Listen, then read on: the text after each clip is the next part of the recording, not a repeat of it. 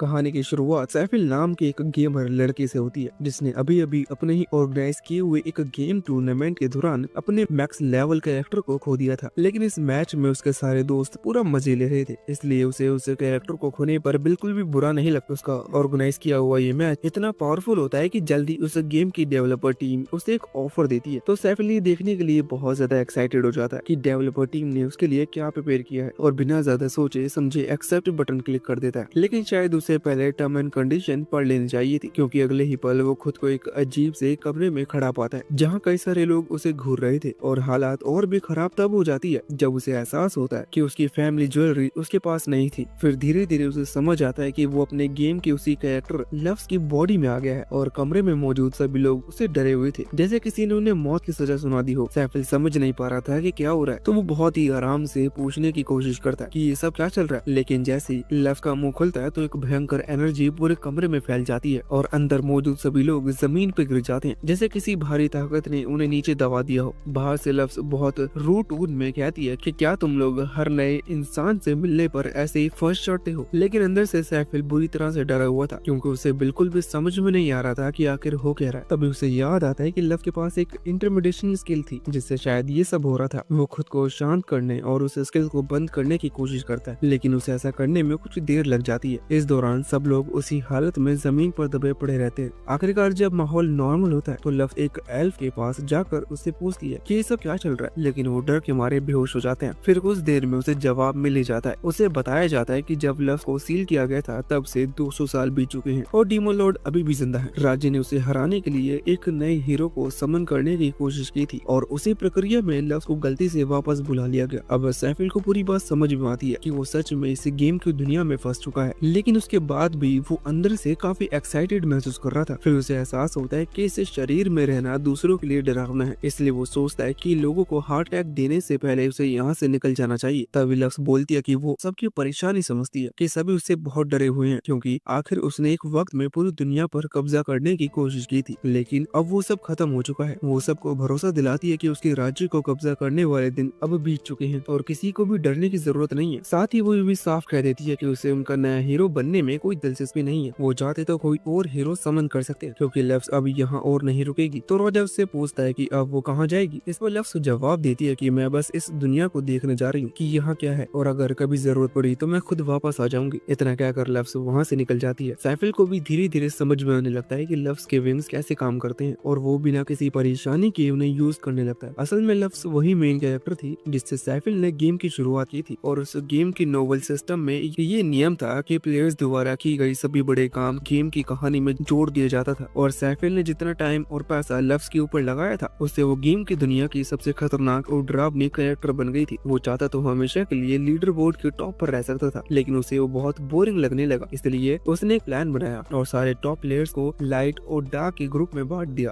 और दोनों के बीच एक जबरदस्त वॉर शुरू करवा दी। उस वॉर का रिजल्ट ये हुआ कि लव्स को हराने के बाद बेस में सील कर दिया गया। वही सैफिल और उनके दोस्तों के लिए वो बस मस्ती थी, लेकिन उनके ऐसा करने के कारण ये दुनिया पूरी तरह तबाह हो गई थी और इसी वजह से अब इस वर्ल्ड में लव से बहुत डरते थे। और मजे की बात ये थी कि जब सैफिल और उसके दोस्त ये वॉर कर रहे थे तो उन्होंने गेम का मेन मकसद यानी कि डीमन लॉर्ड को मारना पूरी तरह इग्नोर कर दिया था, इसलिए आज तक वो जिंदा है। लेकिन अभी लव्स उसके तरफ ज्यादा ध्यान नहीं देती और उसके बाद में निपटाने का डिसाइड करती है। फिलहाल वो बस इस दुनिया को एक्सप्लोर करना चाहती है, क्योंकि अभी गेम उसकी असली रियलिटी बन चुकी थी। वो सबसे पहले अपने पुराने बेस पर जाती है। ये वही जगह थी जहाँ से उसने वॉर के दौरान सब कुछ कंट्रोल किया था। ये जगह 200 सालों के बाद भी काफी शानदार लग रही थी, बस वहाँ चारों तरफ थोड़ी धूल मिट्टी जम चुकी थी। लव्स अपने पुराने थ्रोन पर बैठ जाती है और सैफिल अपने दोस्तों के साथ बिताए पुराने मजेदार पलों को याद करने लगता है। वो सोचता है कि कैसे वो सब बेवकूफी भरी बातें करते हुए ग्रुप चैट में हंसते रहते थे, लेकिन अब उसे थोड़ा अजीब सा लगता है, क्योंकि वो सभी चैट वाली बातें ऐसा लग रहा है जैसे वो सच में हुआ हो। तभी लव्स को एहसास होता है कोई उसकी तरफ आ रहा। वो चौकन्नी हो जाती है, क्योंकि यहाँ किसी को भी नहीं होना चाहिए था, लेकिन जब वो उसे देखती है तो सामने एक नीले वालों वाली लड़की होती है जिसका नाम डीना था। वो लव्स को देखकर बहुत एक्साइटेड होती है, क्योंकि वो पिछले 200 साल से उसके पास आने का इंतजार कर रही थी, लेकिन लव्स को बिल्कुल भी याद नहीं होता कि ये लड़की कौन है। और ये जानकर डीना का दिल टूट जाता है। वो कहती है कि वो लव्स की सबसे लॉयल एडवाइजर थी और उसने इतने सालों तक वो अकेले ही इस जगह पर इंतजार कर रही थी, लेकिन इसके बाद भी लव्स को याद नहीं आता कि उसने कभी किसी एडवाइजर की मदद ली हो। फिर सैफिल को अचानक से याद आता है कि जब ये बेस बन रहा था तब उसने सोचा था था कि बैकग्राउंड में एक एनपीसी रखना चाहिए जो उस जगह का ख्याल रखे, और उसी वक्त उसने डीना को वहाँ सेट किया था और फिर उसके बारे में पूरी तरह भूल गया था। तो अब शायद इस दुनिया के रियल बनने के बाद वो एनपीसी की जगह गई थी। सैफली को उसके लिए थोड़ा बुरा लगता है कि वो 200 सालों से अकेली यहाँ फंसी हुई थी, इसलिए लव मुस्कुराकर कहती है कि ऐसा कैसे हो सकता है कि मैं तुम्हें भूल जाऊं। डीना तुम्हारे बिना ये बेस सुरक्षित नहीं रह पाता, और ये सुनकर डीना की आंखों में खुशी के आंसू आ जाते हैं। उसके लिए लव के शब्द बहुत महत्व रखते थे, लेकिन अब लव को ये जानना था कि इन 200 सालों में दुनिया में क्या क्या बदला है। वो डीना से अभी तक की सारी कहानियां बताने के लिए कहती, तो डीना मुस्कुराकर कहती है कि मुझे सब बताने में खुशी होगी, और फिर वो बोलना शुरू करती है। वो बताती है कि लव की हार के बाद जिन 7 हीरोज ने मिलकर उसे हराया था, उन्होंने अपनी अपनी अलग अलग नेशन बना ली, और 2 सालों में उन 7 में से 4 हीरो अब इस दुनिया में नहीं रहे। वो नेचुरल तरीके से मारे गए थे, लेकिन बाकी 3 जिनकी लाइफ स्पेन ज्यादा लंबी थी वो अब भी जिंदा हैं। लव से सुनकर थोड़ा सोच में पड़ जाती है। वो मन ही मन बड़बड़ाती है कि क्या वो हीरोज अब भी जिंदा हैं जो पुराने फ्रेंड्स थे, या फिर ये सब इस दुनिया के एनपीसी बन चुके हैं।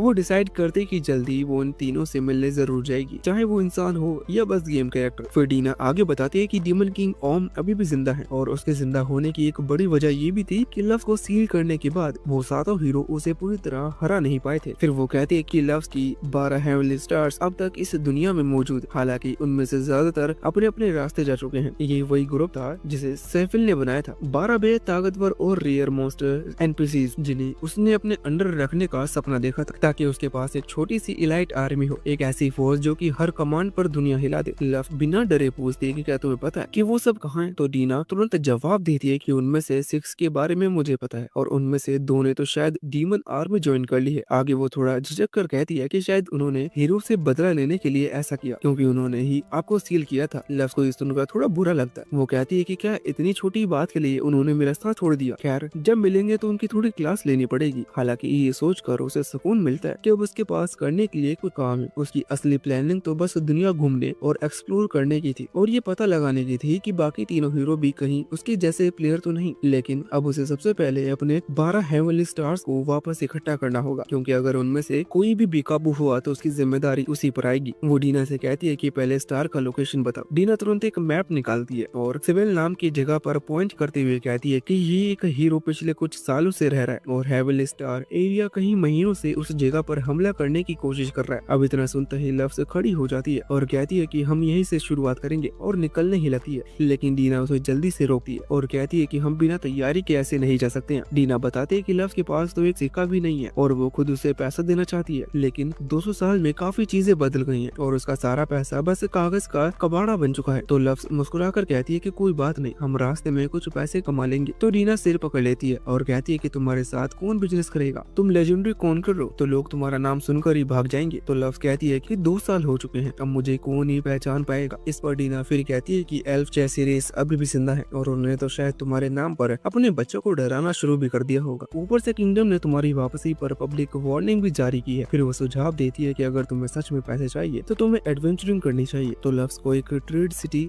एलआर भेजती है, जहाँ वो एडवेंचर गिल्ड ज्वाइन कर सके, लेकिन उसके काले पंख बड़ी आसानी से सबका ध्यान खींच सकते हैं। इसलिए लव्स उन्हें अपने ओवरसाइज क्लॉ के अंदर छुपा लेती है, जिससे उसे चलने में दिक्कत हो रही थी, और तो और उसमें उसे घुटन भी महसूस होने लगती है। और इस वक्त उसके पास और भी कोई रास्ता नहीं था। वो खुद से कहती है कि थोड़ी तकलीफ ही सही, पर अब असली खेल शुरू होगा। फिर जैसे ही वो दोनों एडवेंचर गिल्ड पहुंचती हैं, तो लव्स दरवाजे पर रुक कर कहती है कि उसे लगता है जैसे वहाँ किसी पुराने अड्डे पर वापस आ गई है, जहाँ हर तरफ मिसफिट्स और डिजनरेट्स मौजूद हो। असल में उसकी गेम के लॉर के हिसाब से लव्स अपना डार्क नेशन बनाने से पहले एक एडवेंचर रह चुकी थी, लेकिन तभी उसे एहसास होता है ये तो पहली बार है जब वो असल में इस गिल्ड में कदम रखी है। फिर उसे सब इतना जाना पहचाना क्यों महसूस हो रहा है। फिर डीना कहती है कि लव्स किसी गहरी सोच में खोई हुई है, तो वो पूछती है कि सब ठीक तो है। तो लव्स तुरंत अपनी सोच से बाहर आकर कहती है कि कुछ नहीं, चलो जॉब बोर्ड चलते हैं। और दोनों जब जॉब बोर्ड के सामने पहुंचती हैं, तो डीना की नजर एक पोस्ट पर जाती है जहाँ 3000 कॉइंस का रिवॉर्ड था, और उसके लिए बस कुछ खोई हुई बिल्लियों को ढूंढना है। तो लव्स कहती है कि ऑफर बुरा नहीं है, लेकिन फिर सोचती है कि इन बिल्लियों को ढूंढने में मेरा पूरा हफ्ता निकल जाएगा, और वो साइड क्वेस्ट पर इतना टाइम बर्बाद नहीं करना चाहती थी।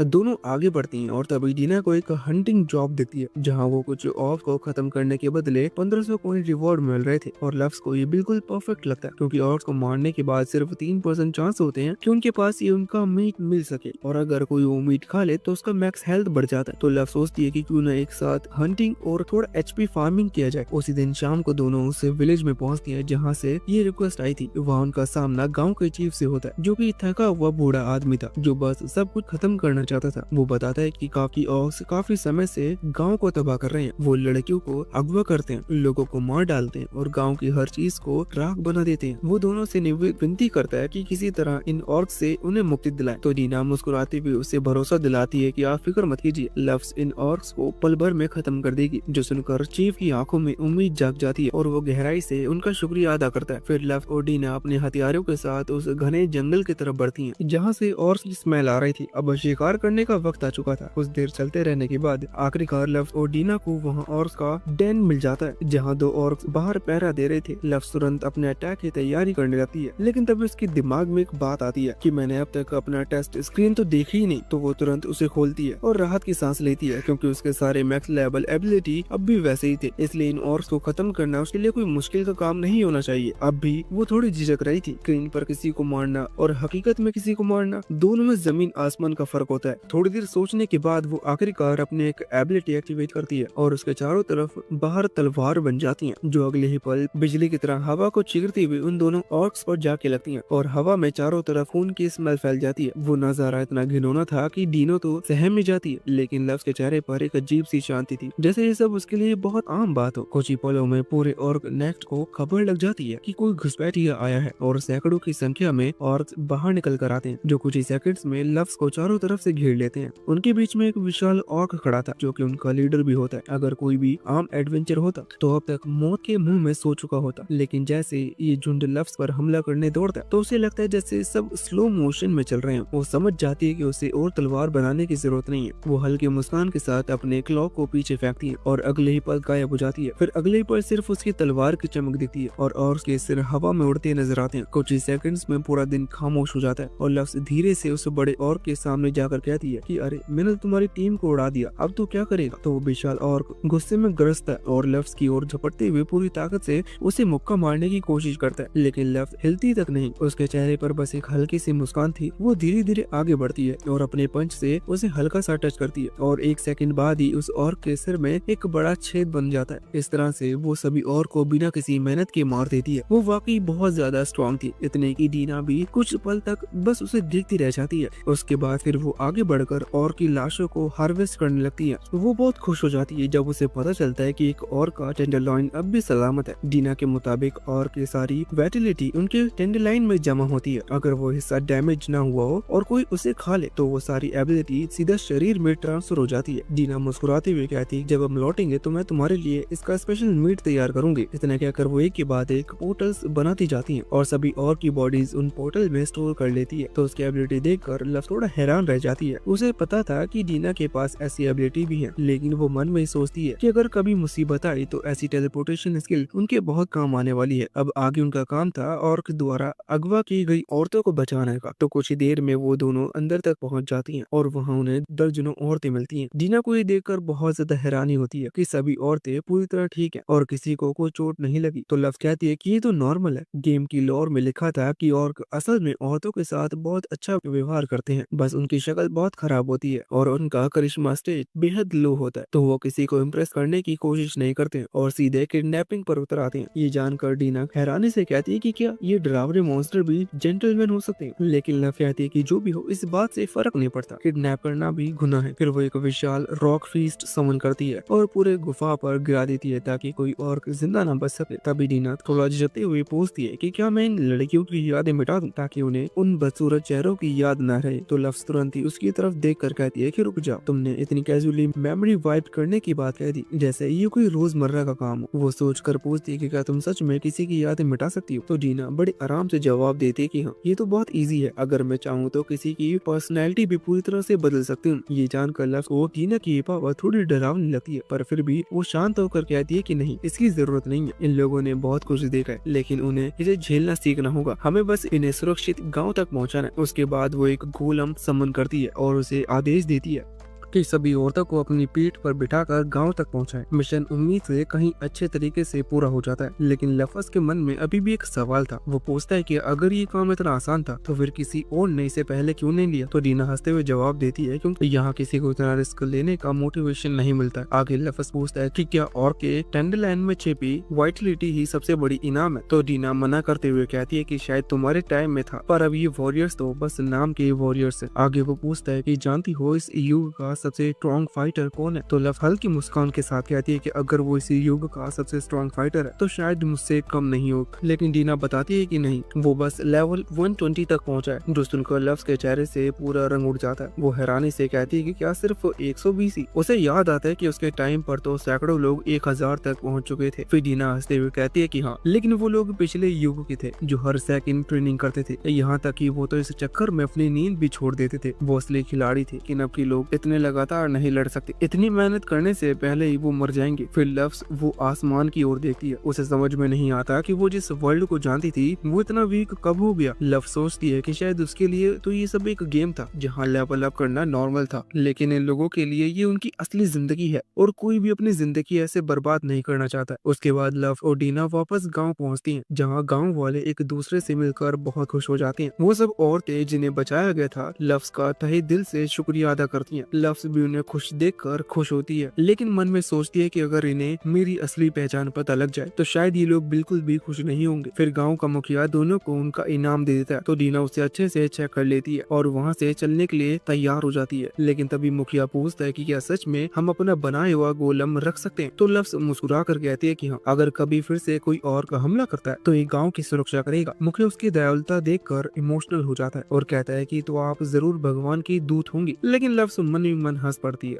फिर जैसे ही वो लोग जाने लगते हैं तो गांव वाले उसे उसका नाम पूछते हैं ताकि अपने राक्षसों के रूप में हमेशा याद रख सके। तो लफ्ज बिना सोचे समझे अपना नाम बताने जा रही होती है, लेकिन तभी डीना उसे रोकते हुए दूसरा नाम बता देती है, जिससे लफ्ज थोड़ा छिड़ जाती है। तो डीना कहती है कि हाँ, हम ये बात पहले भी तय कर चुके हैं कि हम उन्हें अपनी पहचान नहीं बता सकते। अगर तुम्हारी असली पहचान सामने आ गई तो पूरा राज्य डरने लगेगा। अब उनके पास सफर के लिए काफी पैसे थे। वो वहाँ सीधा सिविल जाने का डिसाइड करते हैं। हालांकि लफ्ज थोड़ी परेशान थी क्योंकि वो वहाँ एक बहुत ही खतरनाक काम के लिए जा रहे थे। उसे बाहर स्टार्स में से एक एरिस को रोकना था जो उस जगह पर हमला कर रहा था। साथ ही उसे ये भी कन्फेस करना था कि क्या उसके पुराने साथी अब भी जिंदा हैं या नहीं। इसलिए वो सबसे पहले मैग्रेस से मिलने का सोचते हैं। जैसे जैसे वो उसे शहर के पास पहुंचते हैं तो लफ्ज देखते कि चारों तरफ छोटे छोटे चमकते हुए पार्टिकल्स मूव कर रहे थे। वो पूछती है कि क्या है, तो डीना बताती है कि माना के पार्टिकल्स हैं। ये जमीन इतनी अच्छी है कि यहाँ से माना निकल कर हवा में तैर रहा है। ये इस बात का सबूत है कि हम स्वेल नेशन के करीब पहुँच गए हैं। वो ये कहते हुए बहुत एक्साइटेड लग रही थी, लेकिन लफ्ज ने इधर उधर देख कर कहती है कि मुझे तो ये सब एक नॉर्मल वाटर टाउन जैसा ही लग रहा है। फिर वो शहर की मेन गेट की तरफ बढ़ते हैं, जहाँ एक गार्ड बताता है कि अंदर जाने के लिए उनके पास पासपोर्ट होना चाहिए और लफ्ज को इस बात का कोई अंदाजा नहीं था, इसलिए वो चिंतित हो जाती है कि शायद वो शहर के अंदर नहीं जा पाएंगे। लेकिन डीना बिल्कुल भी परेशान नहीं थी क्योंकि उसके पास डॉक्यूमेंट फॉर्जी की स्किल है, जिससे वो किसी भी डॉक्यूमेंट को तुरंत बना सकती है। वो सीधा गार्ड के पास पहुंच जाती है और दोनों का पासपोर्ट दिखाती है, तो गार्ड उन्हें देखकर सच मान लेता है और उन्हें शहर के अंदर जाने देने लगता है। फिर जब वो सिटी में घूम रहे होते हैं तो डीना लव को बताती है कि इस शहर की स्थापना एक बुद्धिमान एल्फ मैग्रेस ने की थी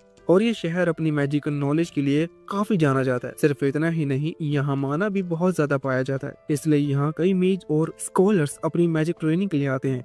आगे डीना लव से पूछती है कि आगे तुम्हारा क्या प्लान है, तो लव बताती है कि सबसे पहले वो मैग्रेस से मिलने जाएगी क्योंकि उसे कुछ बात करनी थी। लेकिन डीना ये सुनकर डर जाती है क्योंकि वो सोचती है कि लव्स मैग्रेस के कैसल पर हमला करने वाली है। लेकिन लव्स उसे भरोसा दिलाती है कि वो ऐसा कुछ भी नहीं करेगी, वो बस उससे मिलने के लिए जा रही है। खासकर एरिस यहाँ पर अटैक करके मैग्रेस को बहुत ज्यादा परेशान कर रहा है, इसलिए उसे उसके लिए मैग्रेस से माफी मांगनी चाहिए थी। लेकिन उससे पहले लव्स कहती है कि वो लाइब्रेरी जाना चाहती है क्योंकि अभी भी उसे इस दुनिया के बारे में बहुत कुछ जानना था। तो वो आसपास लोगों से लाइब्रेरी की लोकेशन पूछने लगती है। इसी दौरान उनकी मुलाकात ग्रांड नाम के एक बंदे से होती है। वो कहता है कि तुम दोनों को जरूर इस शहर में नहीं हो क्योंकि लगभग सभी जानते हैं कि यहाँ की सभी लाइब्रेरीज पूर्वी दिशा में है और उनके पास काफी खाली समय भी था, इसलिए वो उन्हें वहाँ खुद ले जाने के लिए मान जाता है। फिर डीना उसे धन्यवाद लेती है और खुद को ट्रैवलिंग मर्चेंट और लफ्स को उसका अजीब और रहस्यमय कर्मचारी बताती है। तो लफ्स उसे चुप करने के लिए उसका पैर जोर से दबा देती है, क्योंकि आखिर कौन अपने साथी को अजीब और रहस्यमय बताता है। लेकिन ग्रांट साफ देख सकता था कि लफ्स वाकई थोड़ी अजीब लग रही थी, फिर भी उसे यकीन था कि उसके पीछे कोई न कोई वजह जरूर होगी। तो लफ्स को भी ये देखकर थोड़ा सुकून मिलता है कि वो उस पर शक नहीं कर रहा था। उसके बाद शहर के अंदर के रास्ते दिखाते हुए ग्रांट्स बता रहा था कि यहाँ के लोग कितने अच्छे हैं, और डीना भी हैरान होकर कहती है कि यहाँ तो सब कितने जोश में है। इस पर ग्रांट्स मुस्कुराकर बताता है कि हाँ, स्वेल के लोग बहुत ही खुश मिजाज और मेहनती हैं। लेकिन फिर वो थोड़ा सीरियस होकर कहता है कि हालांकि पिछले कई सालों से स्वेल पर एरिस के हमले होते रहे हैं, इसलिए ज्यादातर लोग अब यहाँ रहना पसंद नहीं करते। ये सुनकर लफ्स का चेहरा अचानक उतर जाता है। अंदर से उसे एहसास होता है कि इस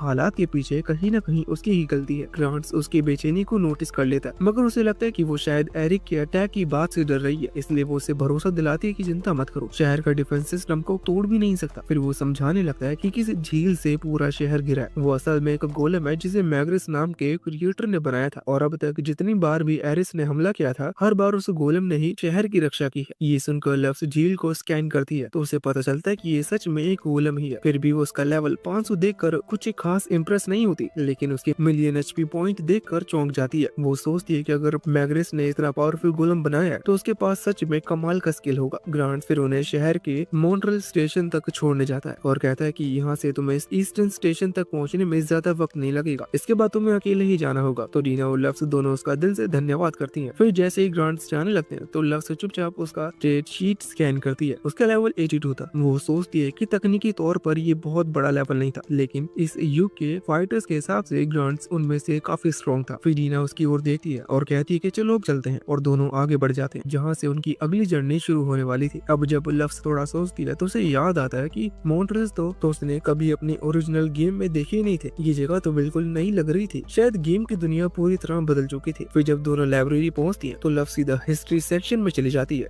उसे जानना था कि इस 200 साल में जब तक वो सील्ड थी उस दौरान यहाँ क्या क्या हुआ था। वो एक के बाद एक बुक्स पलटने लगती है, लेकिन तभी उसकी नजर कुछ अजीब किताबों पर पड़ती है। वो 3 किताबें ऐसी थी जिनमें लिखा था कि सातों हीरोज ने लफ्स को सील करके बहुत बड़ी बेवकूफी की थी। ये देखकर लफ्स थोड़ी चौंक जाती है कि ये शहर मैग्रिस चला रहा है, जो खुद उन्हीं 7 हीरोज में से एक था। तो फिर यहाँ ऐसी किताबें कैसे रखी जा सकती हैं? तो रीना कहती है कि शायद इसलिए क्योंकि मैग्रिस ने यहाँ कोई डिक्टेटरशिप नहीं बनाई है, उसने लोगों को बोलने की आजादी दी है, इसलिए कोई भी उसके बारे में जो चाहे वो कह सकता है। वो आगे समझाती है कि असल में लोग 7 हीरोज से नफरत नहीं करते, बस अब उन्हें लगता है कि लफ्स इतनी बुरी भी नहीं थी जितना सबने समझा था। लफ्स सब कुछ चुपचाप सुनती रहती है और डीना आगे कहती है कि 2 साल बीत चुके हैं, उस वक्त लोग उससे बहुत डरते थे, लेकिन वो डर धुंधला पड़ चुका है। कुछ लोगों ने तो मानना शुरू कर दिया है कि लफ्स का शासन उतना बुरा भी नहीं था। फिर लफ्स एक किताब पढ़ती है जिसमें लिखा था कि 200 साल पहले कहीं से एक रहस्यमयी ब्लैक विंग अचानक प्रकट हुई थी, जिसने पूरी दुनिया को एक झटके में अपना शासन के अधीन कर लिया। लेकिन असल में उसने बस सबको साथ मिलाया था। वो सख्त थी लेकिन क्रूर नहीं थी, और उसके राज में बहुतों की जिंदगी बेहतर हो गई थी। लेकिन इंसानियत ने अपनी आजादी वापस पाने की चाहत में उसे अस्वीकार कर दिया, और 7 हीरोज ने मिलकर उसे सील कर दिया। और अगर यहीं तक बात रहती तो शायद सब ठीक होता, लेकिन उस वक्त तक पूरी डीमन आर्मी को रोकने वाले डर बस लफ्स और उसके 12 स्टार्स ही थे। इसलिए जैसे ही लफ्स को सील किया गया, डीमन आर्मी ने उस मौके का फायदा उठाया और इंसानियत पर हमला बोल दिया।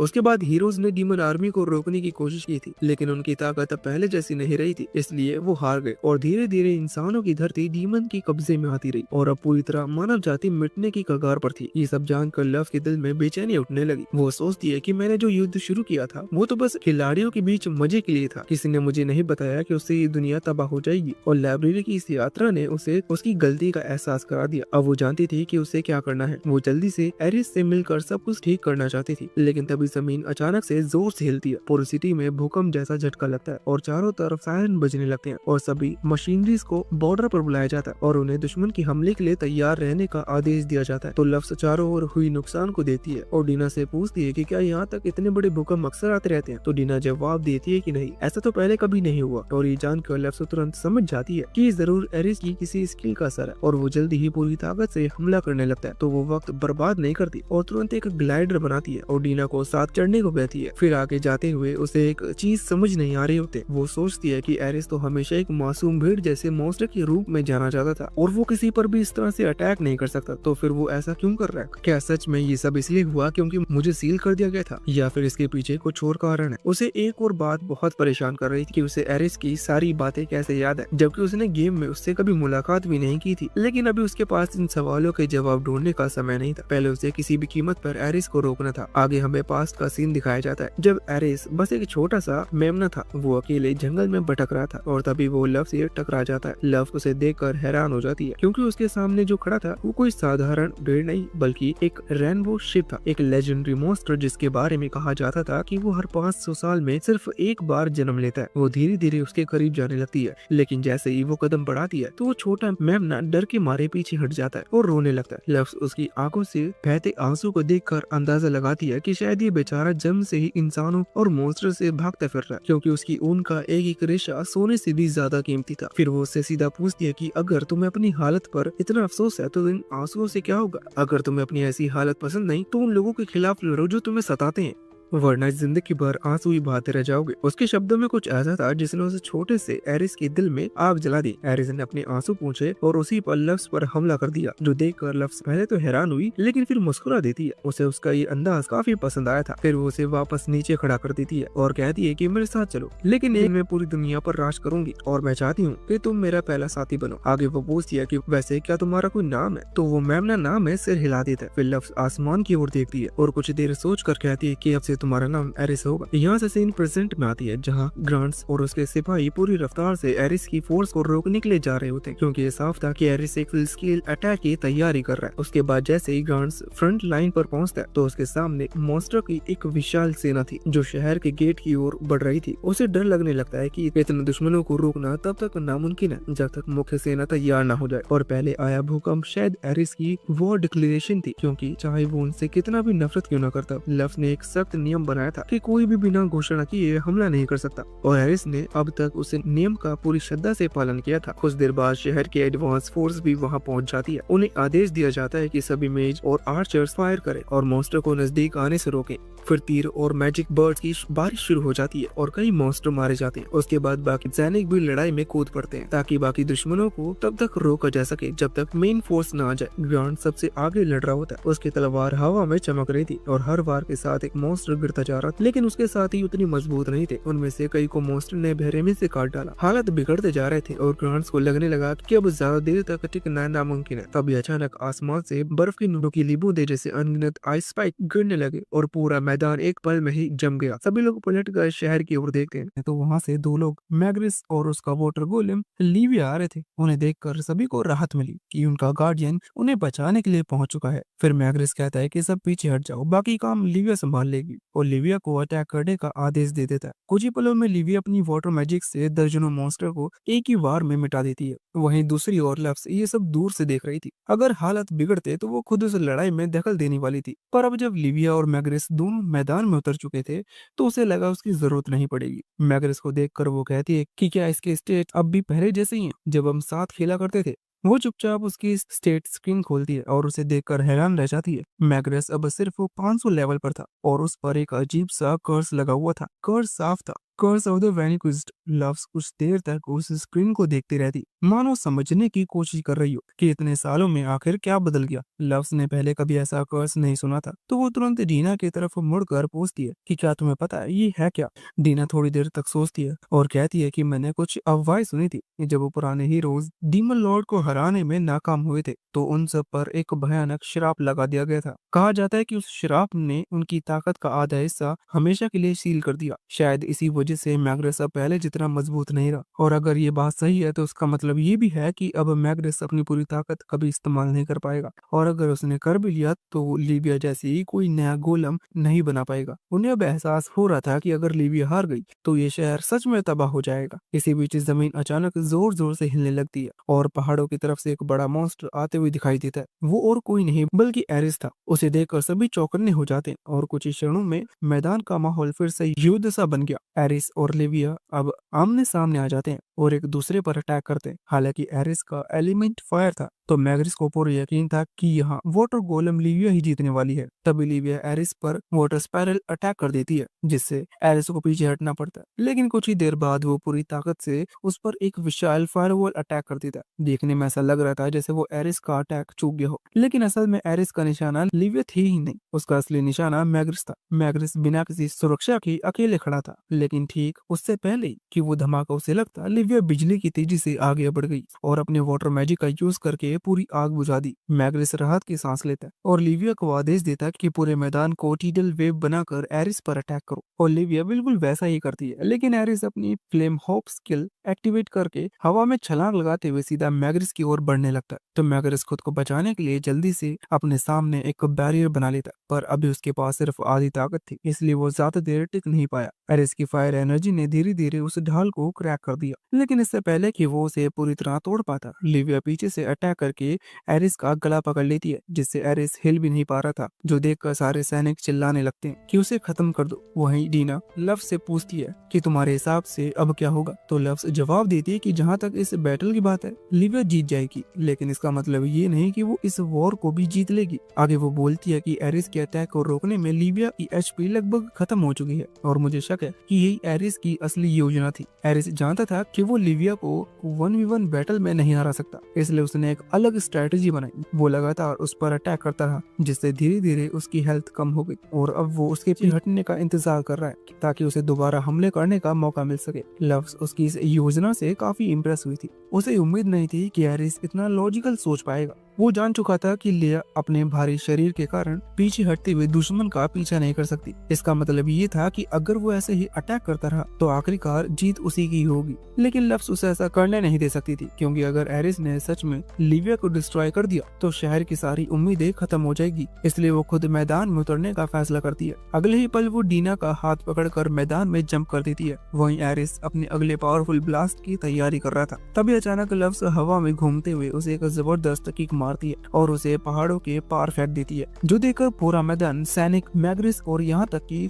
डीना भी सबकी आंखें फटी रह जाती हैं। वो भयानक मॉन्स्टर जिससे लिविया भी लगभग हार गई थी, वो बस एक ही बार में उड़ता हुआ दूर जाके गिरता है। मैग्रिस सोच में पड़ जाता है कि आखिर ये है कौन जिसके पास इतनी पावर है। लव्स ने अभी तक अपनी पहचान छुपा रखी थी, लेकिन जैसी वो बोलना शुरू करती है तो मैग्रिस को उसके बारे में पता चल जाता है। वो कुछ कहने ही वाला था, लेकिन लव्स अभी अपने बारे में कुछ भी नहीं बताना चाहती थी, इसलिए वो उसे रोक देती है और कहती है कि अभी कुछ मत पूछो, एरिस से मैं खुद निपट लूंगी और फिर वापस आकर तुमसे इस बारे में बात करूंगी। लेकिन उसके जाने से पहले मैग्रिस उसे चेतावनी देते हुए कहता है कि सावधान रहना, एरिस अकेले नहीं है, इसके पीछे कोई और है जो उसकी रिवेंज की भूख को भड़का रहा है। ये सुनकर लव्स हल्की मुस्कुराते हुए कहती है कि ये सलाह मेरे पुराने दोस्त ने दी थी, तो मैं इसे जरूर ध्यान में रखूंगी। फिर वो सीधा उस पहाड़ की ओर जाने लगती है जहाँ एरिस गिरा था। फिर जैसे ही वो उसके सामने पहुंचती है तो एरिस घूमकर पूछता है कि तुम हो कौन। ये सुनकर लव्स थोड़ा चौंक जाती है, क्योंकि जब वो गेम खेलती थी तो एरिस सिर्फ भीड़ जैसी आवाज निकालता था, उसे तो ये पता भी नहीं था कि वो बोल भी सकता है। खैर, क्योंकि एरिस उसे पहचान नहीं पा रहा था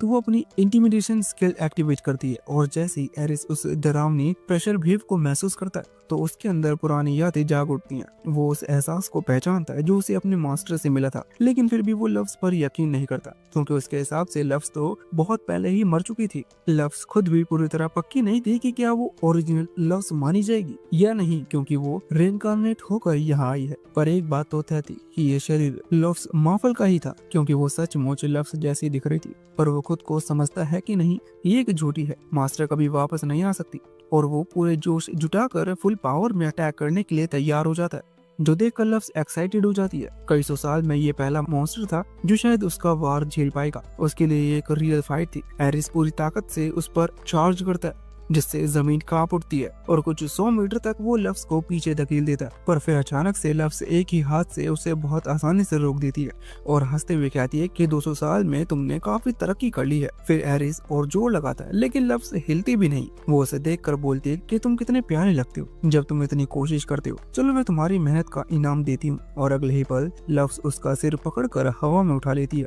और फिर वो उसे ऊपर सीधा आसमान में उछाल देती है। पर लव्स का खेल अभी खत्म नहीं हुआ था, तो वो खुद उड़कर उठकर उसके ऊपर पहुंच जाती है और कहती है कि अब थोड़ा पेंटिंग कर लेते हैं। और इसके बाद उसने उसे ऐसा जोरदार पंच मारा जैसे 10 टन का ट्रक टकरा गया हो, जिससे एरिस सीधा जमीन की तरफ गिरने लगता है। पर उसके नीचे पहुंचने से पहले लव्स नीचे आकर फिर से उसकी चिन पर एक जोरदार पंच मारती है और एरिस फिर से ऊपर जाने लगता है। और यह गेम देखकर सभी लोग काफी दंग रह जाते हैं, क्योंकि उन्होंने ऐसी ओवरवेलमिंग पावर कभी नहीं देखी थी। आखिरकार लव्स काफी जोर से एरिस को जमीन पर पटक देती है, जिससे उसकी बहुत बुरी हालत हो गई थी। लेकिन कहानी यहीं भी खत्म नहीं होती। एरिस का शरीर अब नीली आग जैसे जलने लगता है। ये उसका स्ट्रॉन्गेस्ट अटैक था। तो लव्स कहती है कि चलो अब देखती हूँ कि तुम्हारे पास क्या बचा है। एरिस पूरी ताकत से उसकी तरफ चार्ज करता है और लव्स भी मुस्कुराते हुए उसकी ओर बढ़ जाती है। और अगले ही पल वहाँ एक बहुत बड़ा धमाका होता है जो मीलों दूर से देखा जा सकता था। फिर जब धूल साफ हुई तो सभी ये देखकर हैरान रह जाते हैं कि लव्स फिर से एरिस के वार को सिर्फ एक ही हाथ से रोक चुकी थी। इतना ही नहीं, वो बस अपनी उंगली से उसे चट्टानों के पार फेंक देती है और उससे पूछती है कि क्या तुम्हें अब भी शक है कि मैं असली लव्स नहीं हूँ। तभी एरिस अचानक से बाहर आता है और जंप करते हुए इंसानी रूप में बदल जाता है और लव्स के गले लगकर माफी मांगते हुए कहता है कि माफ करना, मैंने आपको पहचानने में गलती कर दी। यहाँ लव्स थोड़ी हैरान रह गई। उसे पता था कि एरिस का ह्यूमन फॉर्म है, पर उसने उसे कभी इतना फैन बॉय टाइप का नहीं बनाया था। फिर अचानक उसे अपना पुराना ग्रुप चैट याद आता है, जहाँ वो और उसके दोस्त मजाक में एरिस को फैन बॉय डिजाइन देने की बात कर रहे थे और उसने भी हाँ कर दी थी। लगभग 20 मिनट तक लगातार माफी मांगने के बाद एरिस आखिरकार शांत हो जाता है। तो लव्स उसका स्टेटस स्क्रीन देखती है। उसका लेवल तो वही था जो गेम के वक्त था, लेकिन उसकी एबिलिटी में काफी सुधार आ गया था। शायद ये 200 साल तक उसकी मेहनत का नतीजा था। फिर लव्स कहती है कि मैंने अपनी वाराहमिली स्टार्स को वापस लेने आई हूँ और तुम मेरे पहले स्टार हो, तो उसके लिए ना मत कहना। ये सुनकर एरिस की आंखों में चमक लौट आती है और वो कहता है कि मुझे खुशी है कि आप पहले मुझे लेने आई। मैं दोबारा आपके साथ रहने के लिए तैयार हूँ। लेकिन पहले वो कुछ चीजें जानना चाहता था। वो जिज्ञासा से पूछता है कि मास्टर, वो नीले बालों वाली औरत कौन थी? तो डीना दूर से निराश होकर कहती है कि क्या सच में तुम्हें याद भी है कि नहीं कि मैं कौन हूँ? फिर वो गुस्से में एरिस की तरफ दौड़ती है और उसकी आंखों में सीधा देखती हुई कहती है कि याद नहीं है तुम्हें? मैं तो हर पल हर जगह शुरू से लव्स के साथ थी। उसकी आवाज में एक अजीब सी बेचैनी थी और तभी एरिस को उसकी कुछ धुंधली याद आती है। लव्स के विशाल थ्रोन के बगल में हमेशा की छोटी सी आकृति खड़ी रहती थी, वही डीना थी। लेकिन फिर उसे उस पर शक होने लगता है और वो सोचता है कि अगर उसके पास मेमोरी अल्टरिंग पावर्स है तो कहीं ये सब वही तो नहीं कर रही। वो इस पर काफी कंफ्यूज हो जाता है, क्योंकि उसे बस इतना याद था कि डीना कभी भी अपनी जगह से नहीं हिली थी। वो कहता है कि तुम हमेशा एक ही जगह पर खड़ी रहती थी, तो मुझे लगा था कि तुम कोई मूर्ति या फर्नीचर हो। और अभी वो उसे बोलता हुआ देखकर काफी सरप्राइज हो जाता है। ये सुनकर डीना का चेहरा मुरझा जाता है और वो एक किनारे जाकर बिल्कुल एक नाराज बच्चे की तरह रोने लगती है, जो देखकर लव्स हंसी नहीं रोक पाती। वो कहती है कि सच कहूँ तो मुझे भी पहले नहीं पता था कि डीना कौन है, पर जब से मैं यहाँ आई हूँ इसने बहुत मदद की है। तो एरिस, तुम इसे इतना मत चिढ़ाओ। थोड़ी देर बाद लव्स एरिस से पूछती है कि वो आखिर शहर पर हमला क्यों कर रहा था। तो एरिस बताता है कि उसने ये सब लव्स का बदला लेने के लिए किया। वो कहता है कि अगर उन्होंने तुम्हें सील ना किया होता तो इंसान कब के हार चुके होते। लव्स उसकी फीलिंग समझती है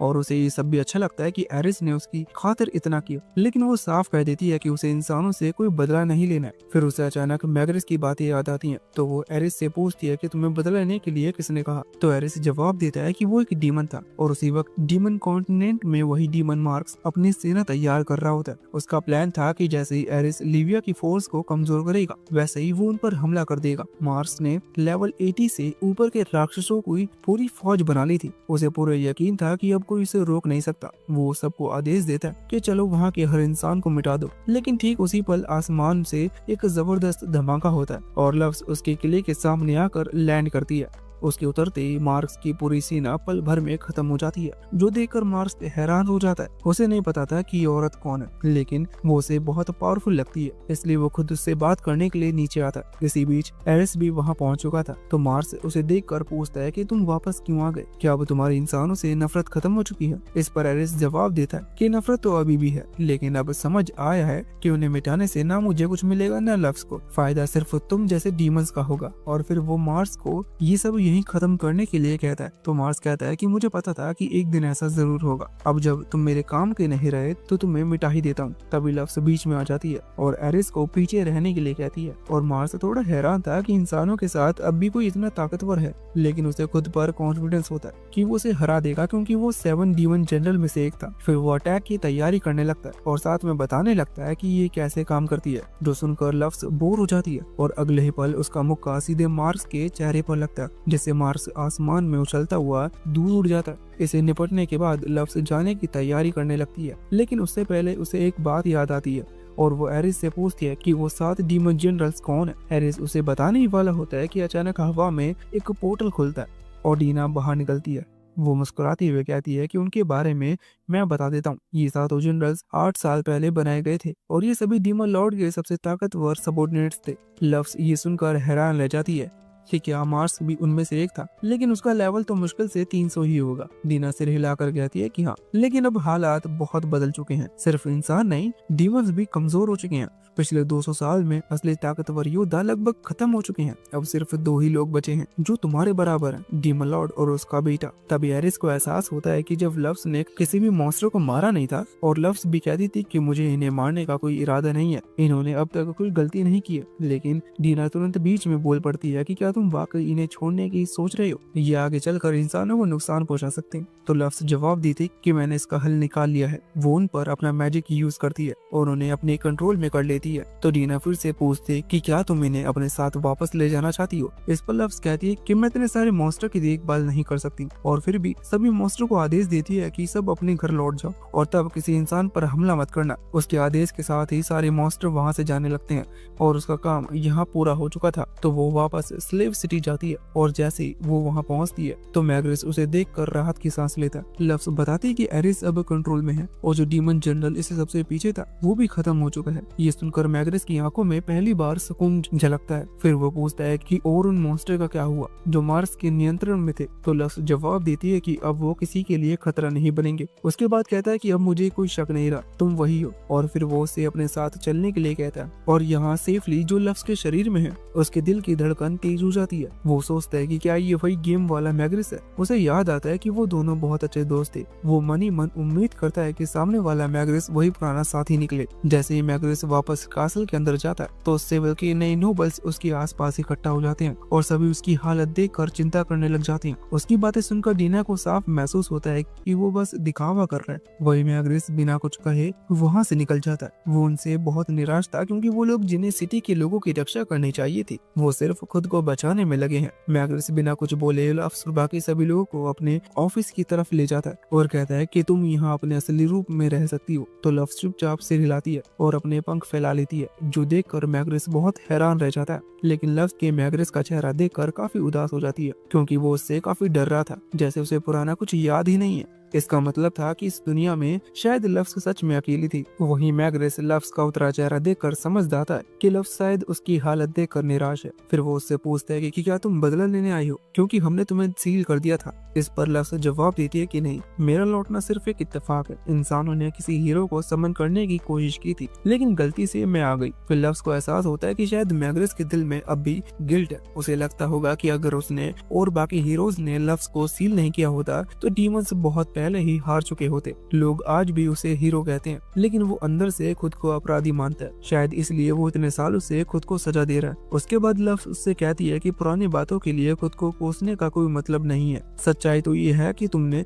उस वक्त एक बेहद ताकतवर दुश्मन को हराया था, इसलिए तुम्हें आगे भी वही रास्ता चुनना चाहिए जो तुम्हें सही लगे। मैग्रिस उसकी बात सुनकर पूछता है कि तुम इतने दयालु कैसे हो सकती हो? हमने ही तुम्हें सील किया था, तुम हमें माफ कैसे कर सकती हो? असल में सेफिल जो लव्स के शरीर में है उसके मन में कोई नफरत नहीं थी क्योंकि वो जंग तो बस गेम का हिस्सा ही था, इसलिए उसने कभी कुछ महसूस ही नहीं किया था। लेकिन फिर भी वो कहता है कि अगर तुम और बाकी लोगों ने मेरे खिलाफ उठ खड़े होने का फैसला किया था तो उसी की वजह से मैं थी, क्योंकि शायद मैं एक अच्छी शासक नहीं बन पाई। तो मैग्रिस कहता है कि नहीं, ये सब नहीं है, जो हमने किया उसके लिए मुझे सजा मिलनी चाहिए। लेकिन लव्स ऐसा बिल्कुल भी नहीं मानती थी।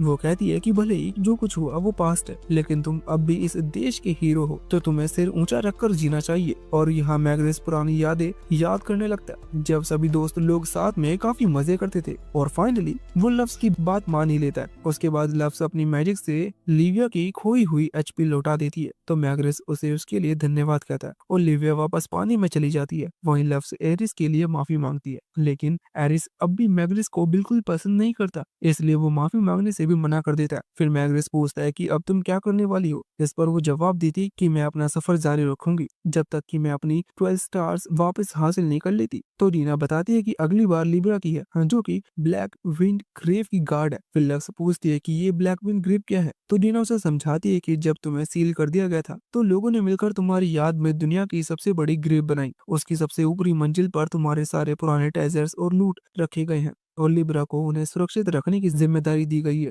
आगे लफ्स पूछती है कि तुम इतने बेवकूफ कैसे हो सकते हो जो एक ग्रेव लूटने के लिए लिब्रा से लड़ने की कोशिश करते हैं। तो मैग्नस बताता है क्योंकि इस दुनिया में हथियारों की पावर भी गिर चुकी है और अब बस तुम्हारे ग्रेव में ही लेजेंडरी वेपन्स बचे हैं और इंसान बेताबी से उन हथियारों को पाना चाहते हैं ताकि डीमन आर्मी से लड़ सकें, लेकिन लिब्रा की वजह से वो ऐसा नहीं कर पाते हैं। अब लफ्स को समझ आ रहा था कि ये सब लफ्स के लिए कितना मुश्किल रहा होगा। मैग्नस फिर कहता है कि जब तुम अपना ट्रेजर हासिल कर लो तो जो सामान तुम इस्तेमाल नहीं करना चाहती हो वो वहीं छोड़ देना, इससे हमारी मदद हो जाएगी। तो लफ्स उसके लिए भी मान जाती है और उनके जाने से पहले मैग्नस कहता है कि मेरे पास तुम्हारे लिए कुछ है। फिर वो अपने मैजिक से लव्स के पंख गायब कर देता है और इतना नहीं, वो एक नया आउटफिट भी तैयार करता है जिससे लव्स को चलने में काफी आसानी लग रहा था। और जाने से पहले लव्स एक बार फिर गॉन को ढूंढने जाती है। ये वही लड़का था जिसने उसे पहले मदद की थी। गॉन पहले तो थोड़ा कंफ्यूज हो जाता है कि इतनी खूबसूरत औरत उससे बात क्यों कर रही है, लेकिन तभी लव्स धीरे से अपने गॉगल्स उतार दिया तो गॉन को यकीन नहीं होता कि जिस इंसान की उसने मदद की थी वो इतनी खूबसूरत थी। फिर लव्स कहती है कि वो तो बस उसे शुक्रिया बोलने के लिए आई थी। उसके बाद वो लोग वहां से जाने लगते हैं, तभी कौन उन्हें रोकता है। वो पूछने वाला था कि क्या तुम सच में वही लव्स हो, लेकिन फिर खुद को रोक लेता है और कहता नहीं, रहने दो, वो तो बस एक लेजेंड है, वो तुम नहीं हो सकती। वहीं काफी दूर एक घने जंगल के बीच मार्स जमीन पर जोरदार धमाके के साथ गिरता है। वो समझ चुका था कि सिर्फ लव से इतनी पावरफुल हो सकती है, लेकिन अगर सच में वो वापस आ गई है तो उसके सारे प्लान्स मिट्टी में मिल जाएंगे। उसी वक्त उसके पास एक औरत आती है और कहती है कि तुम्हारा रोल अब खत्म हो गया, इसलिए एक बेकार पपेट की तरह अब तुम्हें गायब हो जाना चाहिए। और उस औरत की अपनी उंगलियां चाटते ही अगले पल मार्स पूरी तरह मिट जाता है, मानो वो कभी था ही नहीं और वो औरत बिल्कुल लव्स की तरह ही लग रही होती है। तो वहीं लव्स का अगला टारगेट था लिब्रा को ढूंढना, लेकिन उसकी ग्रेव लगभग 500 किलोमीटर दूर थी। तो डीना लव्स से कहती है कि वो एक गोलम बना ले ताकि वो उस पर बैठकर आराम से जा सके, लेकिन लव्स कहती है कि डीना चाहे तो सीधा टेलीपोर्टेशन मैजिक का यूज करके वहां पहुंच सकती है। तो इस पर डीना कहती है कि टेलीपोर्टेशन मैजिक पर्सनल यूज के लिए होता है, इसलिए वो कोई और रिस्क नहीं लेना चाहती और वैसे भी मुझे तो एक रोड ट्रिप करने का मन था। आगे वो कहती है कि और जो तुम गोलम बना रही हो तो उसमें एक बाथ और सोने की जगह भी बना देना ताकि रात में बाहर ना निकलना पड़े। अब लव्स ने कभी ऐसा गोलम नहीं बनाया था जिसमें बाथ और बेड हो, फिर भी वो कोशिश करने का फैसला करती है। उसके बाद वो गोलम फार्मिंग प्रोसेस शुरू कर देती है और थोड़ी ही देर में उसके सामने एक शानदार आरवी खड़ी थी और उसने जंगल से कुछ लकड़ियां ली और उनसे फर्नीचर बना दिया, जो देखकर डीना बहुत खुश हो जाती है। लेकिन फिर वो कहती है कि अगर तुम कुछ सॉफ्ट बेडिंग भी बना दो तो और अच्छा होगा। तो लव्स चारों तरफ देखने लगती है कि कवर बनाने के लिए क्या इस्तेमाल किया जा सकता है। तभी उसकी नजर एरिस पर जाती है और फिर कुछ ही देर में आरवी पूरी तरह तैयार हो जाता है। तभी डीना याद दिलाती है कि अभी तक उन्होंने उसका कोई नाम नहीं रखा, तो लव्स उस आरवी का नाम तनाकर रख देती है। फिर कई घंटे तक सफर करने के बाद रात हो चुकी थी, तो डीना वहीं कैंप लगाने का सुझाव देती है। लेकिन जैसे ही वो बाहर निकलते हैं तो डीना को कुछ अजीब सी खुशबू आती है और जब वो झाड़ियों की ओर गई तो उसे वहां एक नेचुरल वार्म स्प्रिंग दिखाई दिया, जो देखकर डीना की आंखें चमक उठी। तो लव्स कहते हैं कि आर्मी में तो पहले से बात है, इसमें खास क्या है। इस पर डीना कहती है कि नेचुरल स्प्रिंग में नहाने का मजा ही कुछ और होता है और वो एरिस को नहाने के लिए ले जाने लगती है, लेकिन एरिस उसे याद दिलाता है कि वो एक लड़का है। फिर उसकी बात सुनकर लव्स को भी याद आता है कि वो खुद भी अंदर से एक लड़का ही थी, इसलिए डीना के साथ नहाने का आइडिया उसे थोड़ा अनकंफर्टेबल लग रहा था, लेकिन वो किसी को ये बात समझा भी नहीं सकती थी।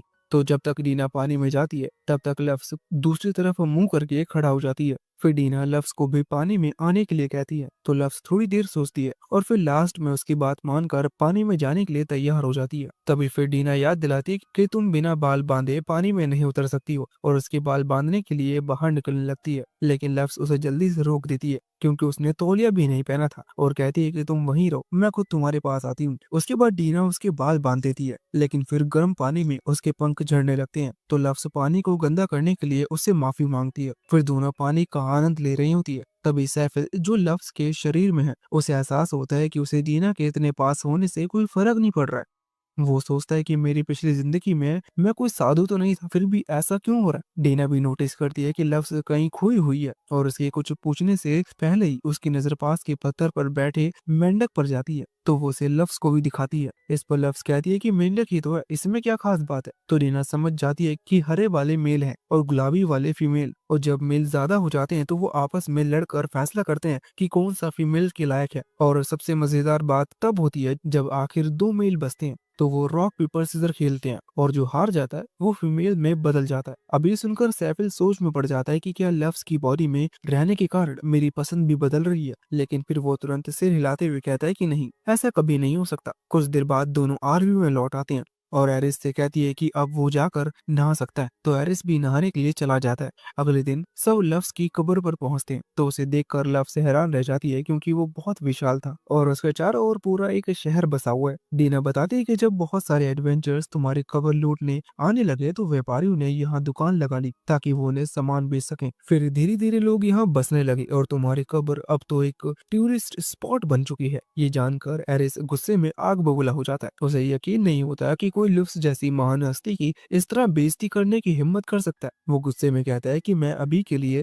इस पूरे शहर को तबाह कर दूंगा, लेकिन लफ्स तुरंत उसे रोकती है और कहती है कि किसी की जान बिना वजह नहीं जानी चाहिए। फिर वो सीधे कब्र के अंदर जाने का डिसाइड करते हैं, और जैसे ही वो कब्र की गेट के पास पहुंचते हैं उन्हें कुछ एडवेंचर्स मिलते हैं जो बहुत चिंतित दिख रहे होते हैं। उनमें से एक बताता है कि 2 महीने पहले हमने एक स्क्वाड भेजी थी ताकि अंदर के नए एरिया का नक्शा बना सकें, लेकिन वो अब तक लौटी नहीं। हमें डर है कि उनके साथ कुछ हुआ ना हो। ये सुनकर लफ्स और बेचैन हो जाता है। उसे लिब्रा को जल्दी से जल्दी ढूंढना था ताकि किसी और की जान ना जाए। एडवेंचर्स देखते हैं कि लफ्स और उसकी टीम अंदर जा रही है, तो वो चेतावनी देते हैं कि अंदर से कोई भी बाहर नहीं आ सका। तो लफ्स जवाब देते कि चिंता मत करो, हम इससे निपट सकते हैं। इतना कहकर वो लोग कब्र के अंदर चले जाते हैं। तभी अचानक उन्हें महसूस होता है कि कोई उनकी तरफ आ रहा है, और फिर अंधेरे से धीरे धीरे एक गोलम बाहर निकलता है। ये वही गोलम था जिसे लफ्स ने 2 साल पहले बनाया था। डीना समझाती है कि जब लफ्स को सील किया गया था तो बहुत सारे गोलम्स यहाँ बच गए थे।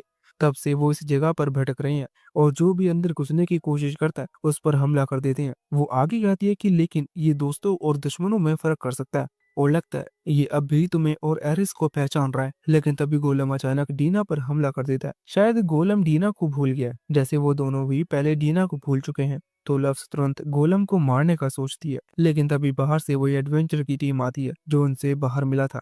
उनका नाम था हॉकाई। वो बताते हैं कि हम तुम्हारे पीछे आए थे क्योंकि हमें लगा तुम मुसीबत में पड़ सकती हो, और फिर हॉकाई पार्टी कूद कर बीच में आ जाती है ताकि डीना को उस गोलम से बचा सके। हॉकाई पार्टी अपने अटैक में काफी तालमेल के साथ काम कर रही होती है, लेकिन उस गोलम का लेवल उनसे बहुत ज्यादा था, तो वो उससे पूरी तरह से हार नहीं पाते। इसलिए लफ्स एरिस को उनकी मदद करने के लिए कहती है, और अगले ही पल एरिस अपने जलते हुए मुक्के से गोलम को जोरदार घूंसा मारता है, और एक ही पंच में गोलम का काम तमाम हो जाता है। फिर धूल बैठने के बाद एडवेंचरस का लीडर जॉन एरिस के पास दौड़ कर आता है और पूछता है कि तुमने अटैक कैसे किया। तो एरिस नर्वस हो जाता है क्योंकि जॉन बहुत ज्यादा करीब आ गया था। तो लफ्स बीच में आकर कहती है कि थोड़ा दूर रहो, तुम उसे डरा रहे हो। इस पर जॉन तुरंत पीछे हटता है और माफी मांगता है। उसके बाद एडवेंचर की टीम अपना इंट्रोडक्शन देती है। जॉन वॉरियर क्लास का एडवेंचर था, वहीं निक लाइट वॉरियर और रिचर्ड हैवी वॉरियर होता है।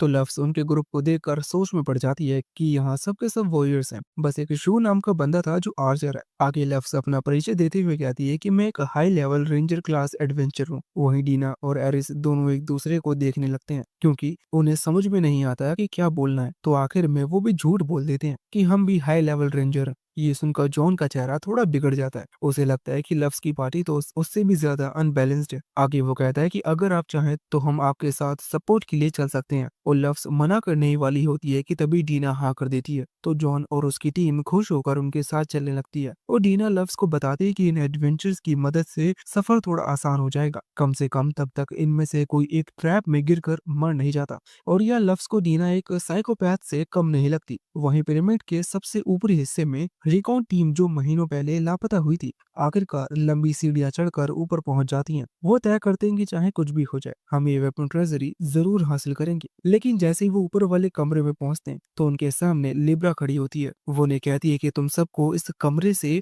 10 सेकंड के अंदर बाहर निकल जाना चाहिए, वरना मैं सबको खत्म कर दूंगी। इस पर एडवेंचर्स उसे समझाने की कोशिश करते हैं कि हम तुम्हारे दुश्मन नहीं है, हमें हथियार चाहिए ताकि हम डीमन से लड़ सकें। लेकिन लिब्रा को इससे कोई फर्क नहीं पड़ता, और जैसे ही काउंटडाउन 0 पर पहुंचता है तो वो ब्रेक गेम प्रोग्राम एक्टिवेट कर देती है, जिससे एक एनर्जी बबल बनता है और एडवेंचर्स को उसके साथ सील कर देता है ताकि वो उन्हें वहीं मार सके। वहीं दूसरी तरफ लव्स को अब थोड़ा पछतावा होने लगता है कि उसने हॉकाई पार्टी को साथ आने दिया, क्योंकि इन लोगों को तो ये समझ में नहीं आता कि वो कितने कमजोर है। हर बार जब भी रास्ते में कोई गोलम आता तो ये सब मार खाने के लिए आगे कूद जाते, और फिर हर बार लव्स को मजबूर होकर उन्हें बचाना पड़ता। और मजेदार बात ये थी कि एडवेंचर सच में सोचते थे कि उन्होंने ही गोलम को हराया है। फिर धीरे धीरे उनका ग्रुप आखिरी गाजिन गोलम तक पहुंचता है, और ये बाकी सबसे कहीं ज्यादा ताकतवर था। लव समझ जाती है कि अगर ये एडवेंचर इस गोलम के सामने गए तो एक झटके में इनकी चटनी बन जाएगी, इसलिए वो उन्हें पीछे हटने के लिए कहती है। तो एडवेंचरस उन्हें रोकने की कोशिश करने लगते हैं, तो डीना उन्हें समझाती है कि टेंशन मत लो, लव्स के पास एक प्लान है। यूं सुनकर वो उसकी मानकर पीछे हट जाते हैं, और लव्स आगे बढ़ती है। फिर सबसे पहले वो गोलम से पूछती है कि क्या तुम मुझे पहचानते हो। ये सुनकर गोलम कुछ सोचने लगता है, लेकिन फिर अचानक से उस पर हमला कर देता है। तो लव्स बिना किसी हिचकिचाहट के अपनी एक ही तेज वार में गोलम को बीच से 2 हिस्सों में काट देती है। उसके बाद वो सीढ़ियों की तरफ बढ़ने लगती है, लेकिन तभी पीछे से गोलम की आवाज आती है जो कहता है वेलकम होम। तो लव्स रुकती है और कहती है कि वो 2 साल तक इस जगह की रक्षा करने के लिए शुक्रिया, तुम्हारा काम अब पूरा हो चुका है, अब तुम आराम कर सकते हो। ये सुनकर गोलम को भी राहत मिलती है, और फिर वो धीरे धीरे उसका पावर डाउन हो जाता है। उसके बाद लव्स आगे बढ़ने लगती है, लेकिन एडवेंचर्स फिर से उसे रोकते हैं और अकेले जाने से मना करते हैं। तो लव्स अब तंग आ चुकी थी। वो कहती है कि अगर लिब्रा ने तुम पर हमला कर दिया तो तुम सेकंड्स भर भी नहीं टिक पाओगे। ये सुनकर वो लोग खामोश हो जाते हैं, क्योंकि वो जानते थे लव सही कह रही है। लेकिन जाने से पहले वो उससे पूछते हैं कि तुम आखिर हो कौन, क्योंकि जिस तरह तुमने उस गोलम को एक बार में मिटा दिया वो कोई आम इंसान नहीं कर सकता है। इस पर लव कुछ पल के लिए सोचती है, और फिर वो उन्हें साफ साफ कह देती है कि उसे उनके सवालों का जवाब देने का कोई इरादा नहीं है, और बिना कुछ बोले ऊपर की तरफ बढ़ जाती है। डीना और एरिस भी कहते हैं कि वो यहीं नीचे उसका इंतजार करेंगे, क्योंकि उन दोनों में से कोई भी लिब्रा के ब्रेकियम का सामना नहीं कर सकता। मतलब ये लड़ाई लव्स को अकेले ही लड़नी होगी। फिर जैसे ही लव्स सीढ़ियां चढ़ती जाती है तो वो सोच में पड़ जाती है कि उसे दुख क्यों महसूस हुआ जब उसने उस गोलम को मारा था। भले ही वो लव्स की ही बनाई हुई चीज थी, लेकिन उसके लिए तो ये बस एक गेम का हिस्सा था, इसलिए उसे यहाँ कुछ गड़बड़ लगती है। लेकिन फिलहाल ये सब सोचने का वक्त नहीं था।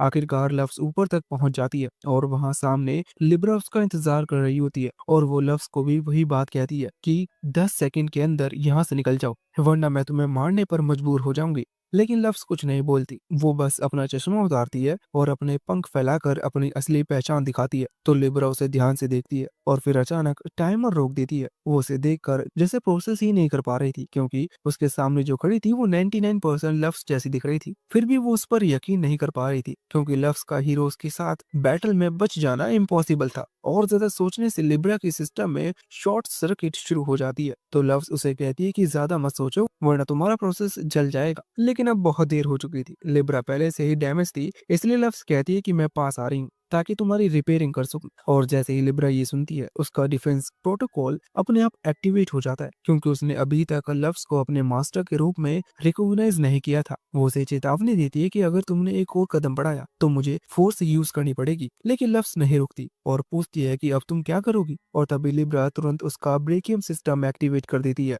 जिससे अचानक पूरी जगह लड़ाई की मैदान में बदल जाता है, जो देखकर लव्स थोड़ी देर के लिए चौंक जाती है। लेकिन जैसे ही लिब्रा उस पर फायरिंग शुरू करती है तो लव्स उससे बचकर भागने लगती है। फिर काफी देर भागने के बाद आखिरकार लव्स को एक ओपनिंग मिलती है, और वो लिब्रा पर अटैक कर देती है। अब हालात उल्टे हो चुके थे, अब लव्स उसका पीछे करने लगता है, तो लिब्रा उसे दूर रखने के लिए और ज्यादा गन फायर करती है। लेकिन लव्स अपने पंखों से उन बुलेट्स को वापस मोड़ देती है और वो बुलेट्स सीधा लिब्रा की गन को हिट करके उसे डिसेबल कर देती है। लिब्रा फिर कई तरह के अटैक्स आजमाती है, लेकिन लफ्ज के सामने कुछ भी काम नहीं आता। आखिर में वो अपने डोमेन को डीएक्टिवेट करती है और एक नया डोमेन एक्टिवेट करती है, जिससे लफ्ज तुरंत समझ जाती है कि ये लिब्रा का अल्टीमेट अटैक है जो 99,000 का डैमेज देता है। सामान्य तौर पर इस अटैक रेंज में फंसना किसी के लिए भी खतरनाक बात होती है, लेकिन लफ्ज उल्टा एक्साइटेड हो जाती है क्योंकि ये पहली बार होगा जब उसे इस दुनिया में कोई डैमेज महसूस होगा। फिर जैसे ही लिब्रा अपनी वॉयलेट एनर्जी वेव छोड़ती है तो लव्स को इतना दर्द महसूस होता है जैसे उसे किसी ट्रक ने टक्कर मारी हो,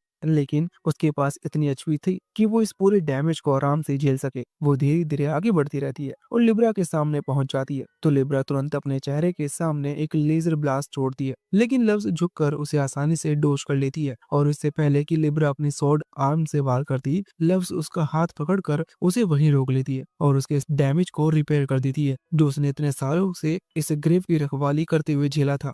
आगे लफ्ज कहती है कि इतनी देर से वापस आने के लिए मुझे माफ करना। और अब जब लिब्रा के लॉजिक यूनिट्स फिर से सही हो जाते हैं तो वो आखिरकार पहचान जाती है कि उसके सामने खड़ी शख्सियत सच में उसकी मास्टर है और अब उसे इस ग्रेव की रखवाली करने की कोई जरूरत नहीं। तो वो धीरे धीरे खुद को पावर डाउन कर देती है क्योंकि इतने सालों की मेहनत के बाद उसे एक लंबा नैप मिलने की जरूरत थी। तभी लफ्ज को एक और परेशानी सताने लगती है कि वो ये सब उन एडवेंचर्स को कैसे समझाएगी और वो भी बिना अपनी पहचान बताए। उसके बाद वो नीचे वापस जाती है और धीरे से कोने से सिर निकाल कर देखती है कि सब कैसा चल रहा है, लेकिन तभी वो हैरान हो जाती है क्योंकि वहाँ सिर्फ डीना और एरिस नजर आते हैं। वो चौंक कर पूछती है कि बाकी एडवेंचर्स कहाँ गए, तो डीना जवाब देती है कि मैंने बस उनके दिमाग में कुछ फॉल्स मेमोरीज डाल दी। लव्स को अचानक याद आता है कि दीना ने पहले बताया था कि उसके पास माइंड मैनिपुलेशन पावर्स है, लेकिन अब उसे अपनी आंखों से देखकर वो थोड़ा डर जाती है। दीना आगे बताती है कि मैंने उनके दिमाग में डाल दिया कि जब वो यहाँ पहुंचे तो लिब्रा पहले से ही घायल थी, इसलिए उन लोगों ने उसे हरा दिया। तो लव्स पूछती है क्या तुमने उन्हें साथ लाने से पहले ये सब प्लान कर लिया था, तो वो हाँ करती है। अब ये जानकर डीना लव्स को थोड़ी खतरनाक लगने लगती है, लेकिन अंदर से शुक्र करती है कि वो डीना की दुश्मन नहीं है, वरना हाल बहुत बुरा होता। खैर अब नीचे सब कंट्रोल में था। वो ट्रेजर रूम जाने का डिसाइड करते हैं और जैसे ही वो बोल्ट में पहुंचते हैं तो तीनों के मुंह खुले रह जाते हैं क्योंकि कमरा चमकदार ट्रेजर से भरा होता है। खासकर लव्स तो खुद को संभाल भी नहीं पा रही थी। वो खुद नहीं समझ पा रही थी कि उसे इतनी बेचैनी क्यों हो रही है। तभी डीना मुस्कुरा कर कहती है कि लव्स को हमेशा से चमकदार चीजें पसंद थी, इसलिए उसने इतने ट्रेजर जमा किए थे और ऐसी जगहों पर वो पागल सी हो जाती है। फिर वो एरिस से कहती है कि जब तक लव्स गोल्ड में उलझी है तब तक हर काम की चीजें चुन लेते हैं। तो लव्स बीच में बोल पड़ती है कि मैं कंट्रोल में हूँ, मुझे गोल्ड से इतना असर नहीं होता, लेकिन उसके दोनों हाथ गोल्ड कॉइन्स और ज्वेल से भरे होते हैं तो किसी को भी यकीन नहीं होता कि वो सच कह रही है। कुछ देर बाद डीना और एरिस सारे यूजफुल चीजें इकट्ठा कर लेते हैं और बाकी चीजें, पुराने वेपन्स और बेकार गोल्ड, वो वहीं छोड़ देते हैं। लेकिन जाने से पहले डीना लव से कहती है कि क्या तुम यहाँ के सारे गोलम्स को इकट्ठा कर सकती हो ताकि मैं उन्हें बेस पर टेलीपोर्ट कर दूं। तो लव्स इसके लिए तुरंत मान जाती है, लेकिन तभी उसे एहसास होता है कि डीना सारे गोलम्स की बात कर रही है और इसलिए लव्स को अगले कुछ घंटों तक एक विशाल ग्रेव के हर कोने में घूमना पड़ता है ताकि कोई भी गोलम छूट न जाए। फिर जब आखिरकार सब इकट्ठा हो जाते हैं तो डीना एक साथ सारे गोलम्स को टेलीपोर्ट कर देती है। तभी लव्स पूछती है कि क्या हमें सच में इन एडवेंचर्स को ऐसी हालत में यहाँ छोड़ देना चाहिए। तो डीना उसे बताती है कि चिंता मत करो, उन्हें कुछ नहीं होगा। और सच में कुछ मिनट बाद जैसे ही लव्स की टीम वहां से निकलती है और एडवेंचर्स जागते हैं तो वो पूरी तरह यकीन कर लेते हैं कि उन्होंने ही सारे गोलम्स को हराया। इसी बीच जंगल के बाहर लव्स बाकी सब आरवी तक पहुंच चुके होते हैं, लेकिन सड़क पर वापस निकलने से पहले डीना लिब्रा के कपड़े ठीक करती है और उसे लव्स से बात करने के लिए तैयार कर देती है। उसके बाद लव्स लिब्रा को पावर ऑन करने का कमांड देती है और जैसे ही लिब्रा की आंखें खुलती हैं तो वो सबसे पहले एरिस को देखकर हल्की मुस्कान देती है। फिर वो लव्स से माफी मांगती है और इससे पहले कि लव्स जवाब कुछ कहती, डीना हंसते हुए बोल उठती है कि क्या इतने सालों बाद भी तुम मुझे पहचान नहीं पाई। फिर लव्स लिब्रा को बताती कि ये मेरी एडवाइजर डीना है। ये सुनकर लिब्रा हैरान हो जाती है क्योंकि उसे डीना के बारे में जरा सा कुछ भी याद नहीं होता। फिर वो अपने सिस्टम में मेमोरी चेक करती है जहाँ कुछ डैमेज फाइल्स होते हैं जिनमें शायद डीना से जुड़ी जानकारी हो, लेकिन इस समय वो उन्हें एक्सेस नहीं कर पा रही होती। इसलिए फिलहाल वो बस लव्स की बात पर यकीन कर लेती है और लव्स को समझ में आ जाता है कि लिब्रा अंदर से क्या सोच रही है क्योंकि वो अपने चेहरे पर ज्यादा एक्सप्रेशंस नहीं दिखाती थी। लेकिन फिर भी लव्स को उसकी लॉयल्टी पर जरा भी शक नहीं था। वो लिब्रा से कहती है कि हम अभी 12 हेवनली स्टार्स को वापस पाने के सफर पर हैं, तो क्या तुम एक बार फिर से मेरे साथ दोगी? इस पर लिब्रा बिना झिझक के हाँ कर देती है और कहती है कि मैं अपनी जिंदगी का हर पल अपने लक्ष्य के लिए समर्पित करती हूँ। अब जब लिब्रा लव्स की टीम में फिर से शामिल हो जाती है तो लव्स उससे पूछती है कि क्या तुम्हें बाकी हेवनली स्टार्स के ठिकाने के बारे में कुछ पता है? इस पर लिब्रा मना करते हुए कहती है कि मैं इतने समय तक ग्रेव में तैनात थी, इसलिए मेरे पास कोई जानकारी नहीं है। तभी दीना बताती है कि यहाँ से लगभग 2000 किलोमीटर दूर एक पहाड़ के नीचे एक छोटा सा गांव है जहाँ पार्थनोस छिपकर रहती है। अभी सुनकर लव्स थोड़ा चौंक जाती है तो दीना समझाती है कि वो विलेज उसी ने बनाया था। वो एक शक्तिशाली बैरियर से ढकी हुई है ताकि वहाँ के मॉन्स्टर और प्लांट्स बाहरी दुनिया से सुरक्षित रहें। ये सुनकर लव्स को राहत मिलती है कि पार्थनस कम से कम लोगों के लिए परेशानी नहीं खड़ी कर रही।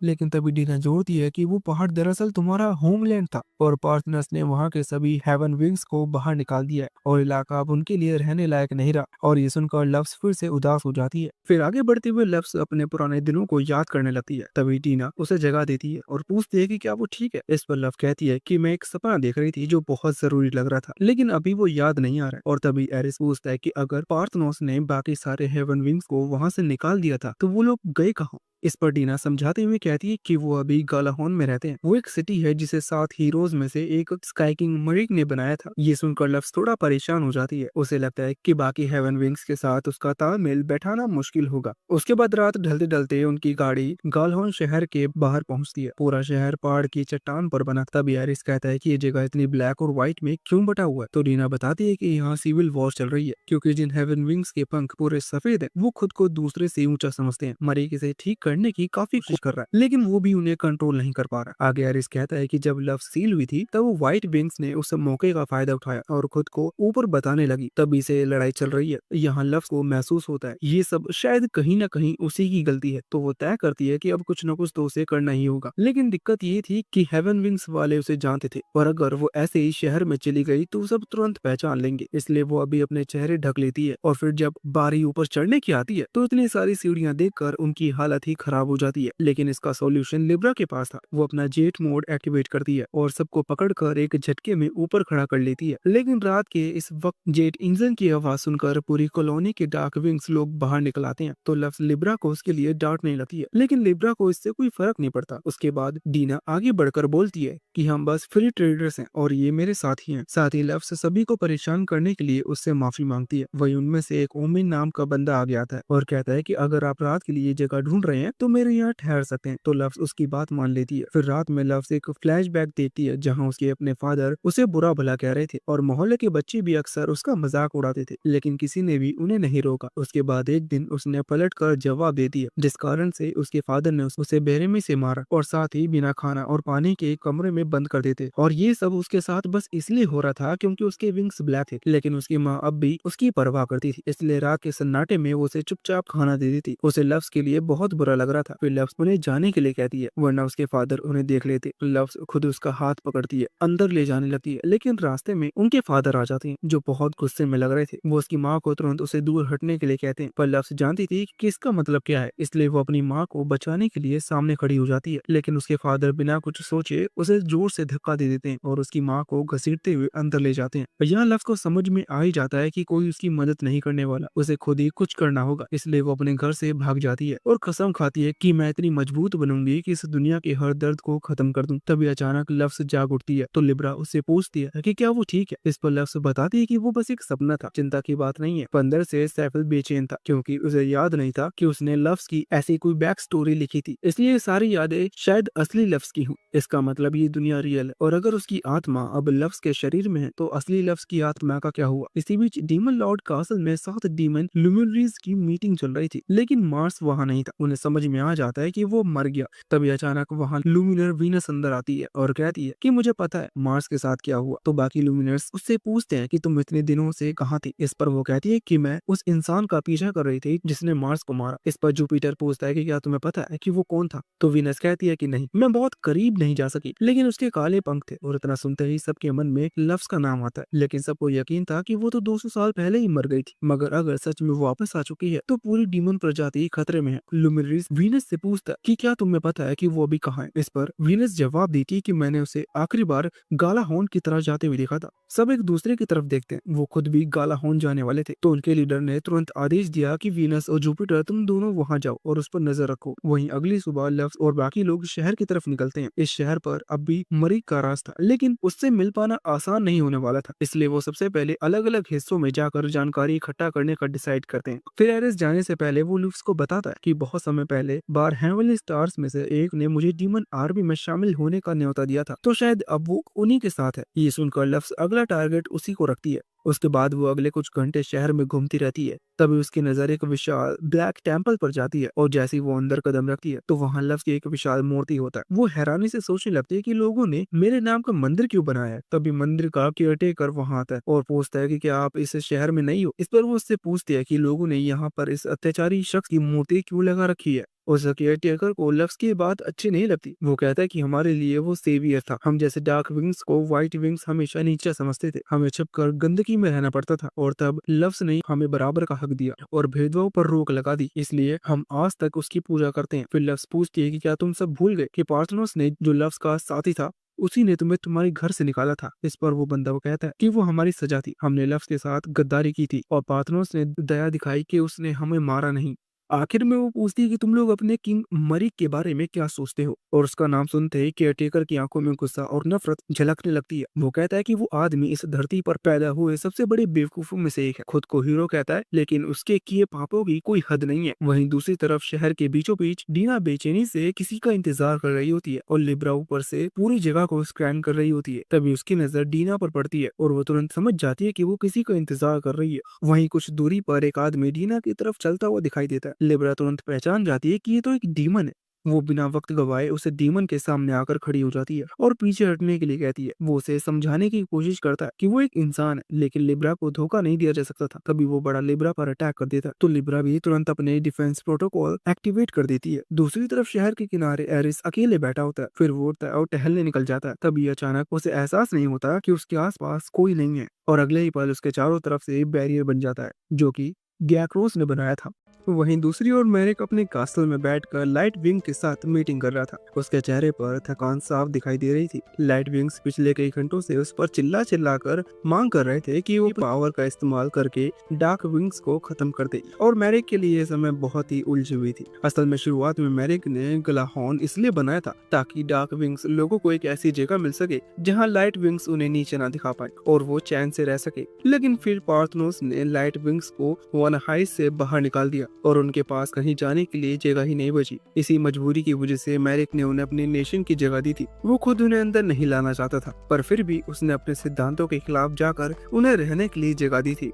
लेकिन जो जमीन पहले से उनकी नहीं थी, वहीं आकर वो अब स्पेशल प्रिविलेज की मांग कर रहे थे। और इतना ही नहीं, वो डार्क विंग्स को परेशान भी करना शुरू कर चुके थे। मैरिक ने इसे शांत तरीके से संभालने की काफी कोशिश की थी। उनमें से कई बार बात की, उन्हें समझाया कि दोनों यहाँ शांति के साथ रह सकती हैं, पर हर बार उनकी वही मांग रहती कि डार्क विंग्स को निकालो। लाइट विंग्स वाले मैरिक पर लगातार दबाव बना रहे थे और अब मैरिक का धैर्य टूट चुका था। वो महसूस कर रहा था कि वो इस नेशन का राजा बनने के काबिल नहीं है। वो खुद को लव्स के सामने एक नाकाबिल मूर्ख समझ रहा था, क्योंकि मैरिक को जीवन में बहुत कुछ खुद ही मिल गया था, जैसे सफलता उसके हाथों में दी गई हो। लेकिन लव्स उसने हर चीज लड़कर हासिल की थी। कई मुसीबतों संघर्षों से गुजरकर वो एक महान शासक बनी थी। उसी के मुकाबले वो खुद को बेहद छोटा और बेकार समझ रहा था। उधर लव्स इस समय व्हाइट विंग सेक्शन के बाहर खड़ी थी। उसे अच्छी तरह पता था कि इस संघर्ष को खत्म करने का सबसे अच्छा तरीका यही था कि मैरिक को एक्शन लेने के लिए मनाया जाए। लेकिन उसकी सबसे बड़ी समस्या थी कि वो मैरिक तक पहुंचे कैसे और उससे संपर्क कैसे करें। वो एक गहरी सांस लेकर आगे का रास्ता सोच रही थी। इसी बीच नेशन के दूसरे छोर पर लाइब्रा और जुपिटर की जबरदस्त लड़ाई चल रही थी। लाइब्रा अपना दायां हाथ बदल कर कैनन में बदल लेती है और जुपिटर पर सीधा धमाका कर देती है, लेकिन जुपिटर फुर्ती से एक छलांग लगाकर ब्लास्ट से बच जाता है। लाइब्रा तुरंत अपनी गन से फायर करना शुरू करती है पर जुपिटर अपने चारों तरफ विंड की शील्ड बना लेता है और फिर उसी गति में आगे बढ़कर एक क्लोज रेंज स्लैश अटैक करता है, जिससे लाइब्रा की गन दो हिस्सों में कट जाती है। उसका कट बिल्कुल साफ था, जैसे किसी ने स्टील को मक्खन की तरह चीर दिया हो। जुपिटर की फाइटिंग स्टाइल देखने के बाद लाइब्रा तुरंत अंदाजा लगा लेती है कि वो एलिमेंट यूजर है, क्योंकि हवा को यूं मैनिपुलेट करना और मेटल को काट देना कोई साधारण स्किल नहीं थी। जुपिटर खुद इस बात को साबित कर देता है, लेकिन इससे लाइब्रा का कुछ खास फर्क नहीं पड़ता, क्योंकि वो किसी भी हालत में उसे करने का डिसाइड कर चुकी थी। इस समय दूसरी तरफ अंगाकुरो अभी भी एरिस को मनाने की कोशिश में लगा था कि वो उसके साथ डीमन आर्मी में शामिल हो जाए ताकि वो हीरोज को मिटा सके, लेकिन एरिस उसे साफ शब्दों में मना कर देता। एरिस समझता था कि अंगाकुरो ये सब लफ्ज का बदला लेने के लिए कर रहा है, लेकिन अब इसकी जरूरत नहीं है क्योंकि लफ्ज वापस आ चुकी थी। और जैसे ही अंगाकुरो ये सुनता है, वो एक पल के लिए फ्रीज हो जाता है, उसकी सांसें रुक जाती है। उसे यकीन नहीं होता कि ये सच हो सकता है। एरिस उसे ये भी बताता है कि मार्स जैसे पावरफुल डीमन को भी लफ्ज नहीं हराया था, उसके अलावा ये काम और कोई नहीं कर सकता, तो उसे इस बात पर भरोसा करना चाहिए। और अब वक्त आ गया है कि तुम वापस लफ्ज के साथ काम करो और फिर से उसकी सेवा करो। लेकिन अंगाकुरो की आंखों में अजीब सा जुनून था। वो अब भी लफ्ज के प्रति वफादार था, पर वो धीमी आवाज में कहता है कि मैं अभी उसके पास नहीं लौट सकता जब तक कि मैं उसके दुश्मन को खत्म नहीं कर देता। अगर मैंने उन्हें खत्म नहीं किया तो एक दिन वही लोग फिर से उस पर वार करेंगे। उसके चेहरे पर पागलपन साफ दिखाई देने लगती है। वो आगे कहता है कि इसीलिए मेरा नया लक्ष्य साफ है, मैरिक की नेशन को मिटा देना और बाकी हीरोज को भी। और जब ये सब पूरा हो जाएगा तब मैं डीमन ट्राइब को भी खत्म कर दूंगा और उन्हें लफ्ज के नाम बलि के रूप में चढ़ा दूंगा। एरिस उसकी बात से हक्का बक्का रह जाता है। वो उसे समझाने की कोशिश करता है कि ये सब करने की जरूरत नहीं, लफ्ज ऐसा कभी नहीं चाहेगी, लेकिन अंगाकुरो जैसे उसकी बातें सुन ही नहीं रहा था। वो इसे खून खराबे की कल्पना से इतना एक्साइटेड हो चुका था कि उसकी आंखों में पागल चमक आ गई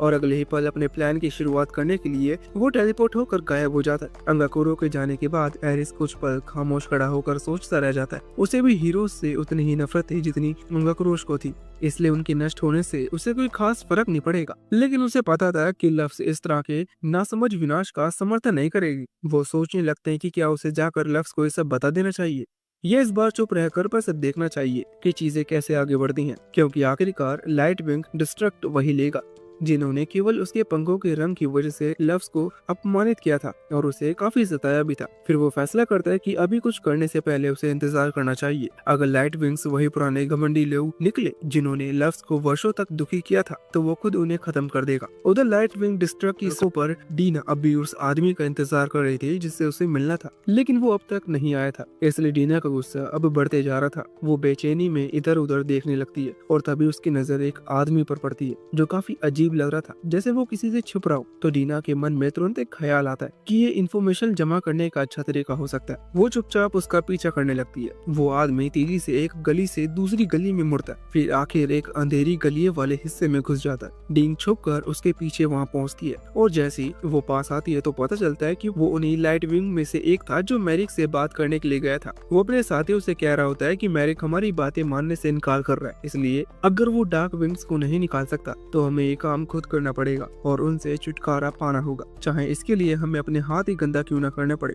वो गंदे डार्क विंग्स यहाँ एक दिन भी और नहीं रह सकते हैं, चाहे इसके लिए हमें कुछ भी करना पड़े। वो आदमी आगे ये भी बताता है कि उसे खबर मिली है कि डार्क विंग्स लोग युद्ध की तैयारी कर रहे हैं। जब बाकी लोग उससे पूछते हैं कि उसे ये बात कहाँ से पता चली, तो वो गर्व से कहता है कि मुझे ये बात जुपिटर ने बताई थी, वो हमसे कभी झूठ नहीं बोलेगी, इसलिए ये बात जरूर सच होगी। इस पर दूसरे लोग तुरंत पूछते हैं तो वो जुपिटर कहाँ है? तो वो आदमी जवाब देता है कि मुझे नहीं पता, उसे आज मुझसे मिलने आना था लेकिन वो आया ही नहीं। शायद इसका कुछ लेना देना उन पंखीन लोगों से है जो हाल ही में यहाँ आए थे। उसे खुद भी शक था कि हाल ही की गड़बड़ियों में उन विंगलेस लोगों का हाथ हो सकता है। उधर डीना छिपकर उनकी बातों को ध्यान से सुन रही थी और जो कुछ उसने सुना उससे तो साफ लग रहा था कि नेशन एक गृह युद्ध के कगार पर खड़ा है और उसे पूरा विश्वास था कि जिसे जुपिटर का वो नाम ले रहे थे वहीं इन लोगों के दिमाग में नफरत की आग भड़का रहा है। डीना को अभी तक ये पता नहीं था कि जुपिटर आज लाइट विंग से मिलने क्यों नहीं आया, लेकिन कम से कम उसके पास अब लफ्ज को देने के लिए काफी अच्छी जानकारी थी। इसी समय लाइब्रा अब भी जुपिटर के साथ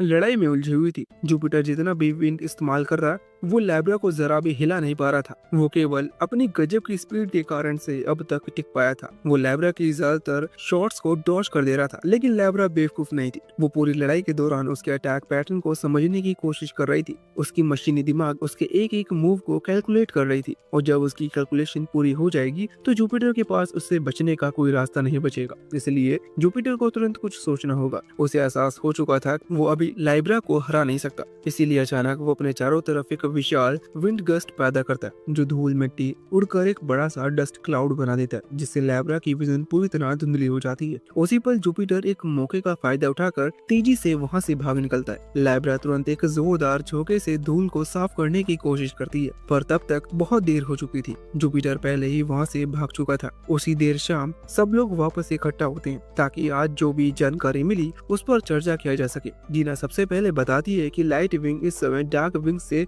युद्ध छेड़ने की तैयारी कर रहे हैं। मुझे यकीन नहीं है कि उन्हें उकसाने वाला वही आदमी है जिसका नाम जुपिटर है। फिर लैब्रा आगे बढ़कर अपनी रिपोर्ट देती है। वो बताती है कि मैंने 7 डीमन लुमिनरी में एक जुपिटर के साथ लड़ाई की। मैंने अपनी पूरी कोशिश की, लेकिन वो भाग निकला। लव्स ये सुनकर हैरान हो जाती है। उसे समझ में नहीं आता कि एक डीमन आखिर क्यों इस शहर को नष्ट करने की कोशिश करेगा, लेकिन संभावना है कि जुपिटर फिर लौटेगा। तो लैब्रा आगे कहती है कि मुझे मदद चाहिए। मेरे कुछ होमिंग बुलेट्स और मिसाइल्स अपग्रेड कर दिए जाएं। मेरे पास एमो बहुत कम बचा है। तो उसकी बात सुनकर लव्स लैब्रा को ये वादा करती है कि वो के लिए बाद में और एम्यूनिशन तैयार कर देगी, लेकिन उससे पहले वो एरिस से पूछती है कि क्या तुम्हारी तरफ कोई हलचल हुई। एरिस अभी तक इस दुविधा में ही फंसा हुआ था कि उसे हेवन विंग्स को नष्ट होने देना चाहिए या नहीं, इसलिए वो अभी सच छिपा लेता है और शांत चेहरा बनाकर कहता है कि नहीं, मेरी तरफ कुछ खास नहीं हुआ। लव्स उसकी बात पर शक नहीं करती, वो बस सिर हिलाती है, सबको बताती कि डार्क डिस्ट्रिक्ट में हालत काफी खतरनाक है। वहाँ के लोगों में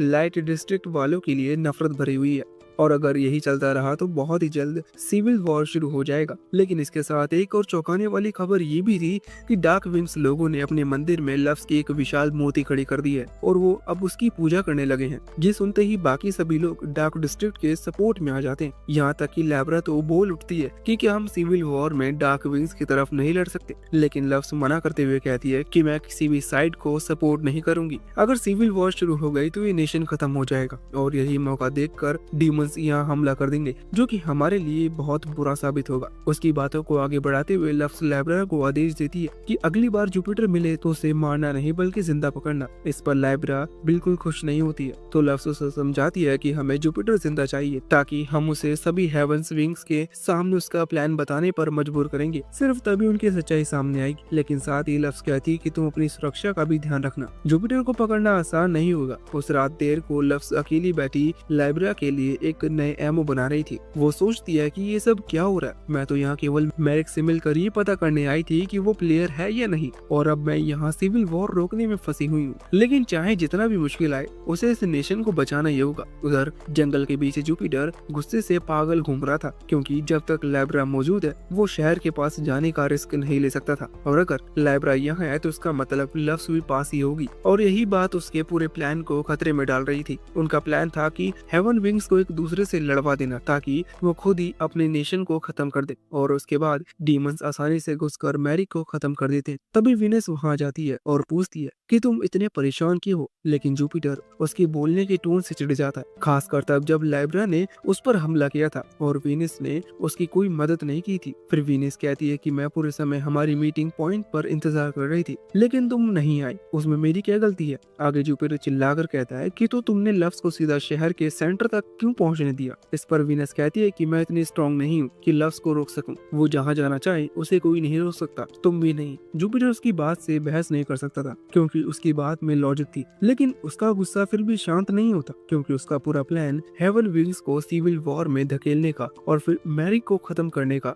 सब बर्बाद हो चुका था। और तो और लैब्रा उसकी तलाश में घूम रही थी, तो जुपिटर शहर के पास भी नहीं जा सकता था। वीनस को उसके लिए बहुत बुरा लग रहा था कि उसने पहले जुपिटर की मदद नहीं कर सकी, इसलिए वो कहती है कि अब मैं तुम्हारी मदद करना चाहती हूँ। मैं तुम्हारे लिए लैब्रा को कुछ देर तक बिजी रख सकती हूँ ताकि तुम अपना प्लान पूरा कर सको, लेकिन मैं ज्यादा से ज्यादा 20 मिनट तक ही उसे रोक पाऊंगी। उधर शहर में लव्स अभी अभी लैब्रा के लिए एम्यूनिशन का काम खत्म करती है। फिर वो उसे बोलती है ताकि लैब्रा अपनी जरूरत का सामान ले सके। लेकिन जैसे ही लैब्रा अंदर जाती है तो वो सारा सामान अपने स्कर्ट के अंदर डाल लेती है, जो देखकर लव्स दंग रह जाती है कि इतना सारा सामान उसने कहाँ छुपा लिया। फिर वो एमा के लिए लव्स का शुक्रिया अदा करते हुए कहती है कि अगली बार जुपिटर मिले तो वो मेरी पकड़ से नहीं बच पाएगा। आगे वो पूछती है कि क्या आपको पता है दीना कहाँ है? मेरे सेंसर दिखा रहे हैं कि वो अभी इस शहर के 100 किलोमीटर रेडियस के अंदर कहीं नहीं है। तो लव शांत स्वर में कहती है कि चिंता मत करो, दोनों टेलीपोर्टेशन मैजिक का यूज करके जहाँ चाहे वहाँ जा सकती हैं, वो बस थोड़ी देर में लौटेंगी।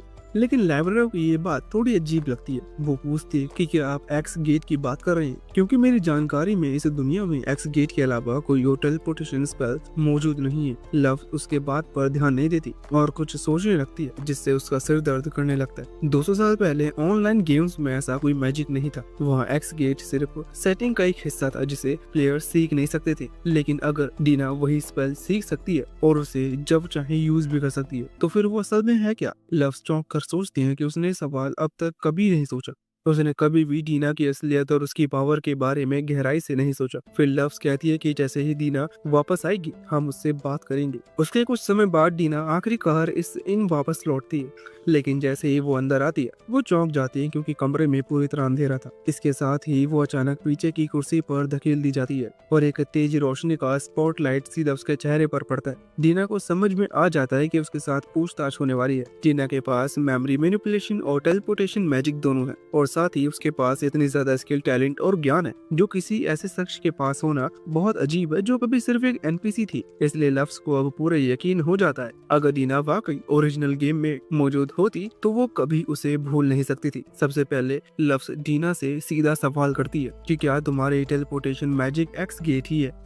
डीना इस बात से इनकार नहीं करती और ये सुनकर लव्स एक पल के लिए हैरान रह जाती है। लेकिन फिर वो सोचती है कि डीना ने तो कभी अपनी पावर को छुपाने की कोशिश की ही नहीं। और लव्स को ये भी याद आता है कि उसी एक्स गेट स्पेल से उसे इस दुनिया में बुलाया गया था। मतलब ये स्पेल जानना पूरी तरह असंभव नहीं था, लेकिन फिर भी ये बेहद अजीब था कि डीना इसे अपनी मर्जी से कभी भी इस्तेमाल कर सकती है। लव्स उसकी पावर पर और सवाल पूछने लगती है, लेकिन तभी डीना अचानक बेहद नाराज होकर बोल पड़ती है कि मैंने पिछले 200 साल दिन रात मेहनत की ताकि मैं मजबूत बन सकूं और तुम मुझ पर शक कर रही हो। उसका टोन इतना सीरियस था कि लव्स उसकी बात मान लेती है और फैसला करती है कि अभी के लिए ये मामला यही छोड़ देना ही बेहतर होगा। डीना राहत की सांस लेती है क्योंकि अब उसे लव्स उसकी असलियत पर और शक नहीं कर रही थी। जैसे ही इंटरोगेशन खत्म होता है डीना एकदम कैजुअल अंदाज में कहती है कि वैसे मैं लैब्रा को जहाँ चाहे वहाँ टेलीपोर्ट कर सकती हूँ। जो सुनकर लव्स हैरान हो जाती है और पूछती है कि लेकिन तुमने तो कहा था कि दूसरों को टेलीपोर्ट करना बहुत मुश्किल है। इस पर डीना तुरंत समझाते हैं कि लैब्रा एक गोलम है, इसलिए वो ऑब्जेक्ट की कैटेगरी में आती है, इसलिए एक्स गेट की रेस्ट्रिक्शन इस पर नहीं लगती। आगे वो कहती है कि हम इसे अभी टेस्ट कर सकते हैं। तो लैब्रा को इससे कोई दिक्कत नहीं दिखती क्योंकि जुपिटर अब तक शहर पर हमला नहीं कर रहा था और ये बहुत ही अजीब था। तो वो लव्स से कहती है कि मैं 10 मिनट में वापस आ जाऊंगी और फिर लैब्रा और दोनों टेलीपोर्ट होकर गायब हो जाती हैं। लेकिन उनके जाने के 10 सेकंड पूरे भी नहीं हुए थे कि जुपिटर अचानक से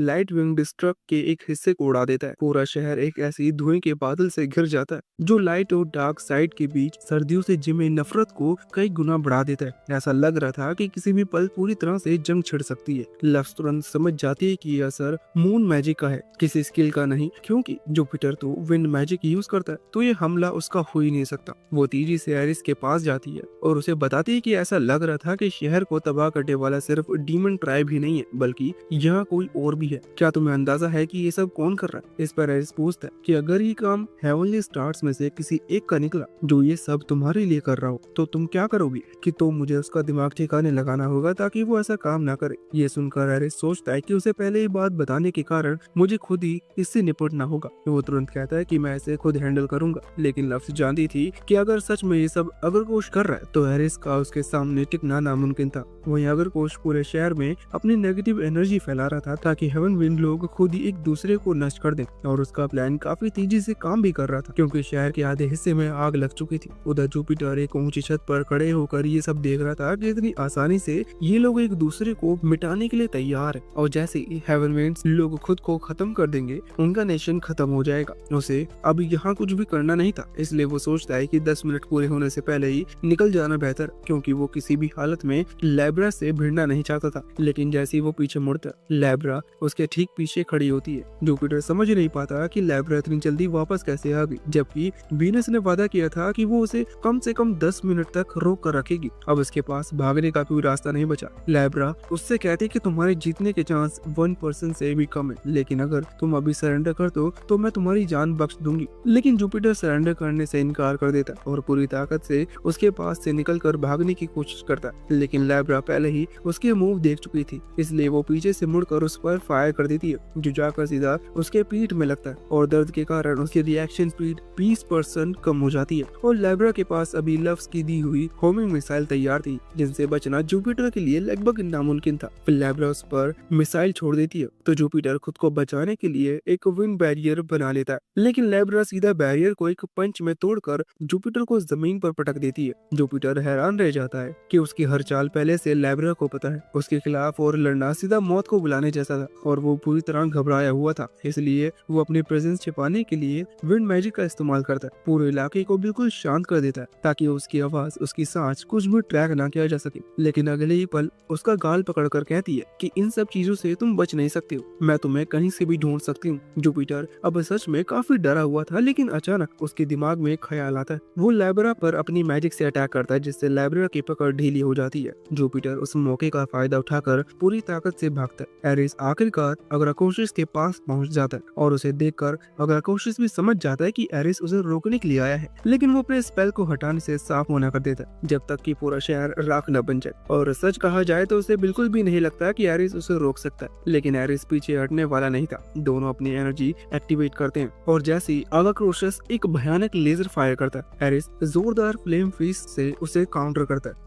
फिर वो एक विशाल फायरबॉल बना देता ताकि अग्राकोशिस के हमले को रोक सके। उसे पता है कि उसकी मूव अग्राकोशिस के मुकाबले काफी कमजोर है, लेकिन वो हार मानने से मना कर देता है। फिर जैसे ही उसे एक मौका दिखता है, वो सीधा आगे छलांग लगाता है और एक जबरदस्त अटैक करता हुआ अग्राकोशिस की बॉडी को चीर देता है। लेकिन वो असली अग्राकोशिस था ही नहीं, वो बस एक डुप्लीकेट था। असल में अग्राकोशिस तो ऊपर हवा में एक विशाल स्प्लिट बॉम्ब चार्ज कर रहा था और तभी वो पूरी ताकत से उसे एरिस की ओर फेंक देता है, लेकिन उसका अटैक लगने से ठीक 1 सेकंड पहले लव्स बीच में कूदकर उस ब्लास्ट को रोक लेती है। वो चिल्लाकर उससे कहते हैं कि तुम एरिस को मारने की कोशिश कैसे कर सकते हो, लेकिन अग्राकोशिस उसकी बात आधी भी नहीं सुनता, क्योंकि जैसे ही उसे एहसास होता है कि उसके सामने लव्स खड़ी है, वो रोना शुरू कर देता है। लव्स तो यहाँ आकर उसे एक जोरदार मुक्का मारने वाली थी, लेकिन अग्राकोशिस का हालत देखकर ऐसा नहीं करती। वो उसे अच्छे से समझा रही थी, लेकिन वो उसे समझाती कि मैं मैरिक या किसी हेवन विंग को नुकसान नहीं पहुंचा सकती, जो हो चुका है वो काफी है, अब ये स्पेल हटा दो। इतना सुनते ही अग्राकोशिस इसके लिए तुरंत राजी हो जाता है। तो लव्स कहती है कि ठीक है, तुमने जितनी भी परेशानी खड़ी की है मैं उसे नजरअंदाज कर रही हूँ, लेकिन अब तुम्हें मेरी मदद करनी होगी। तो अग्राकोशिस अपनी ह्यूमन फॉर्म में लौट आता है और एक बार फिर लव्स के प्रति अपनी वफादारी की कसम खाता है। फिर वो अपना स्पेल हटा देता है और लव्स की परछाई में समा जाता है। लव्स सोचती है कि इससे ग्रह युद्ध रुक जाएगा, लेकिन अग्राकोशिस कहता है कि ऐसा नहीं होगा, मैंने सिर्फ उनकी पुरानी भावनाओं को जगाया था, वो तो पहले से ही उनमें मौजूद थी। स्पेल हटाने के बाद भी वो एक दूसरे को मारने से नहीं रुकेंगे। लव्स को एहसास होता है कि स्थिति कहीं ज्यादा खराब है। तभी जीना वहाँ जाती है और कहती है कि मेरे पास एक तरीका है जिससे हम इस युद्ध को शुरू होने से पहले ही रोक सकते हैं। लेकिन अग्राकोशिस उसे नहीं पहचान रहा होता, लेकिन उसे लगता है कि शायद 200 साल पहले उसने डीना को देखा। वहीं दूसरी तरफ जुपिटर अभी भी अपनी जान बचाकर भाग रहा था, लेकिन चाहे वो कहीं भी जाए, लाइब्रा हर बार उसे ढूंढ लेती है और जुपिटर को पूरा यकीन हो जाता है कि वो जानबूझकर उसे डराने की कोशिश कर रही है। वो बार बार उसे चेतावनी देती है कि तुम्हारे लिए सबसे अच्छा यही है कि तुम सरेंडर कर दो। वो जुपिटर को अपना फैसला लेने के लिए ठीक से 10 सेकंड देती है, लेकिन जुपिटर के अंदर लड़ने की पूरी इच्छा ही खत्म हो चुकी थी। आखिरकार वो घुटनों पे गिरकर रहम की भीख मांगता है और पूरी तरह सरेंडर कर देता है। इधर लाइट विंग्स और डार्क विंग्स दोनों टाउन स्क्वायर में इकट्ठा हो चुकी थी। ऐसा लग रहा था जैसे अगले ही पल एक भयानक युद्ध छिड़ सकता है, लेकिन तभी मैरिक भीड़ के बीच आ जाता है। वो लोगों से अपनी हथियार नीचे रखने की विनती करता है। लव्स उसे देखकर खुश होती है कि आखिरकार उसे मैरिक देखने को मिला, लेकिन अगले ही पल वो हैरान हो जाती है क्योंकि मैरिक का एक पंख गायब था। वो डीना से इसके बारे में पूछती तो डीना बताती है कि डीमन किंग का कर्ज है, इसने न सिर्फ हीरोज की आधी ताकत सील कर दी, बल्कि उनसे एक एक शरीर का हिस्सा भी छीन लिया। इसी वजह से अमीग्रा अब चल भी नहीं पाती। ये सुनकर लव्स को बहुत बुरा लगता है, क्योंकि हेवन विंग्स वालों की पंख ही उनकी पहचान होती है। डीना कहती है कि मैरी की बातों से लोगों पर ज्यादा असर नहीं पड़ रहा, पर लव्स कहती है कि अगर वो यहाँ न होता तो अब तक ये लोग एक दूसरे को मार चुके होते। लेकिन ये भी सच है कि वो अकेले उन्हें ज्यादा रोक नहीं सकता। उसी समय लाइब्रा वहाँ जुपिटर को लेकर आ जाती है और हेवन विंग्स वालों से कहती है कि जुपिटर अब तुम्हारा है, तुम्हें इसके साथ जो जो करना है कर सकते हो। लेकिन वहाँ के लोगों को कुछ समझ में नहीं आता, इसलिए डीना खुद आगे बढ़कर बताते हैं कि डीमन किंग के साथ लुमिनरीज में से एक जुपिटर है। लाइट विंग में से कई इसे पहचानते होंगे क्योंकि ये तुम सबको काफी समय से धोखा दे रहा था। और ये सब सुनकर सभी लोग समझ जाते हैं कि ये सब डीमंस की चाल थी। उनकी असली दुश्मनी तो जुपिटर से होनी चाहिए थी। वो लोग जुपिटर पर बहुत ज्यादा गुस्सा थे। उधर जमीन पर पड़ा हुआ जुपिटर जब डीना की मुस्कान देखता है तो वो उसे बिल्कुल वीनस की तरह लग रही थी। अब उसे समझ में आता है कि लिब्रा टाइम से पहले क्यों आ गई थी। वो शुरू से ही उसे रास्ते से हटाना चाहती थी। वो अपने ही साथी से धोखा खाकर हारना नहीं चाहता, इसलिए गुस्से और सदमे में जुपिटर अपनी बेड़ियां तोड़ देता है और डीना पर झपटता है। लेकिन अगले ही पल लाइब्रा अपने हाथ को उसके आर पार कर देती है तो जुपिटर उन्हें बताने की कोशिश करता है कि डीना भी एक लुमिनरी है। लेकिन लाइब्रा बिना कुछ सुने एक बार में ही जुपिटर का सिर उड़ा देती है और डीना कहती है कि अब हमारी प्रॉब्लम सॉल्व हो चुकी है। लेकिन सारे लोग जुपिटर की मौत देख कर काफी सदमे में थे। वही लव्स के मन में घूम रहा था कि जुपिटर आखिर डीना के बारे में क्या कहना चाहता था। फिर कुछ देर बाद मैरिक लाइब्रा के पास आता है और उसे उसकी मदद के लिए आभार व्यक्त करता है और उससे अनुरोध करता है कि वो उसके साथ कासल चले ताकि वो अच्छे से उन्हें धन्यवाद बोल सके। लेकिन लाइब्रा तुरंत मना कर देती है। वो सिर्फ अपने मास्टर के आदेश को मानती थी। और उसी वक्त मैरिक की नजर लव्स पर पड़ती है जो उसके पीछे ही खड़ी थी। उसे समझ में आ जाता है कि लाइब्रा शायद इसी की बात कर रही थी। मैरिक उन्हें कासल आने का निमंत्रण देती है तो लव्स भी मान जाती है। उसके बाद वो लोग अंदर जाते हैं और जैसे ही लव्स मैरिक को अपना चेहरा दिखाती है तो मैरिक काफी खुश होता है। लेकिन उसे पास्ट में किए गए अपनी गलती का भी एहसास होता है। इससे लव्स समझ जाती है कि ये कोई प्लेयर नहीं है, ये वही मैरिक है जो उसे दुनिया की शुरुआत से यहाँ है। मैरिक बोलता है कि उसे अभी किंग नहीं बनना चाहिए था, असल में लव्स को ही उनका शासक बने रहना चाहिए था। ये बातें सुनते ही लव्स को बिल्कुल अच्छा नहीं लगता। वो भले ही इस दुनिया का नहीं है लेकिन उसे अपनी हार पर कभी पछतावा नहीं था। लेकिन मैरिक इसे गलती कहना उसके लिए एक अपमान जैसा लगता। वो मैरिक से कहती है कि खुद को इतना नीचे मत दिखाओ क्योंकि तुम उन हीरोज में से एक थे जिन्होंने मुझे हराया था। अभी नेशन तुम्हारा है और याद रखना इस पल के बाद में ना तो मैं तुम्हें सलाह दूंगी ना किसी चीज में दखल दूंगी। उसके बाद लव्स वहाँ से निकल जाती है और उसे थोड़ी शर्मिंदगी लग रही थी क्योंकि मैरिक के सामने वो इमोशनल हो गई थी। वो लाइब्रा से कहती है कि अगर तुमने अभी की मेरी हालत की कोई फोटो ली हो तो उसे डिलीट कर देना। लेकिन लाइब्रा कुछ सेकंड के लिए बिल्कुल चुप हो जाती है क्योंकि उसे पता ही नहीं था कि फोटो क्या होता है। अल्करोश और एरिस का भी वही हाल था। लुफाथ्रोन समझ जाती है कि इस दुनिया में फोटो नाम की कोई चीज ही नहीं है। लेकिन तभी उसे याद आता है कि जब वो पहली बार इस दुनिया में आई थी तो उसने कहा था कि कोई भी उसकी फोटो नहीं रखेगा। और उस समय डीना इस बात से हैरान हुई थी जैसे उसे फोटो का मतलब पता हो। तो इसका सिर्फ एक ही मतलब निकलता है कि डीना कुछ छुपा रही है। तो लव्स डीना से कहती है कि मुझे तुमसे बात करनी है, जो सुनकर डीना क्रीपी स्माइल देती है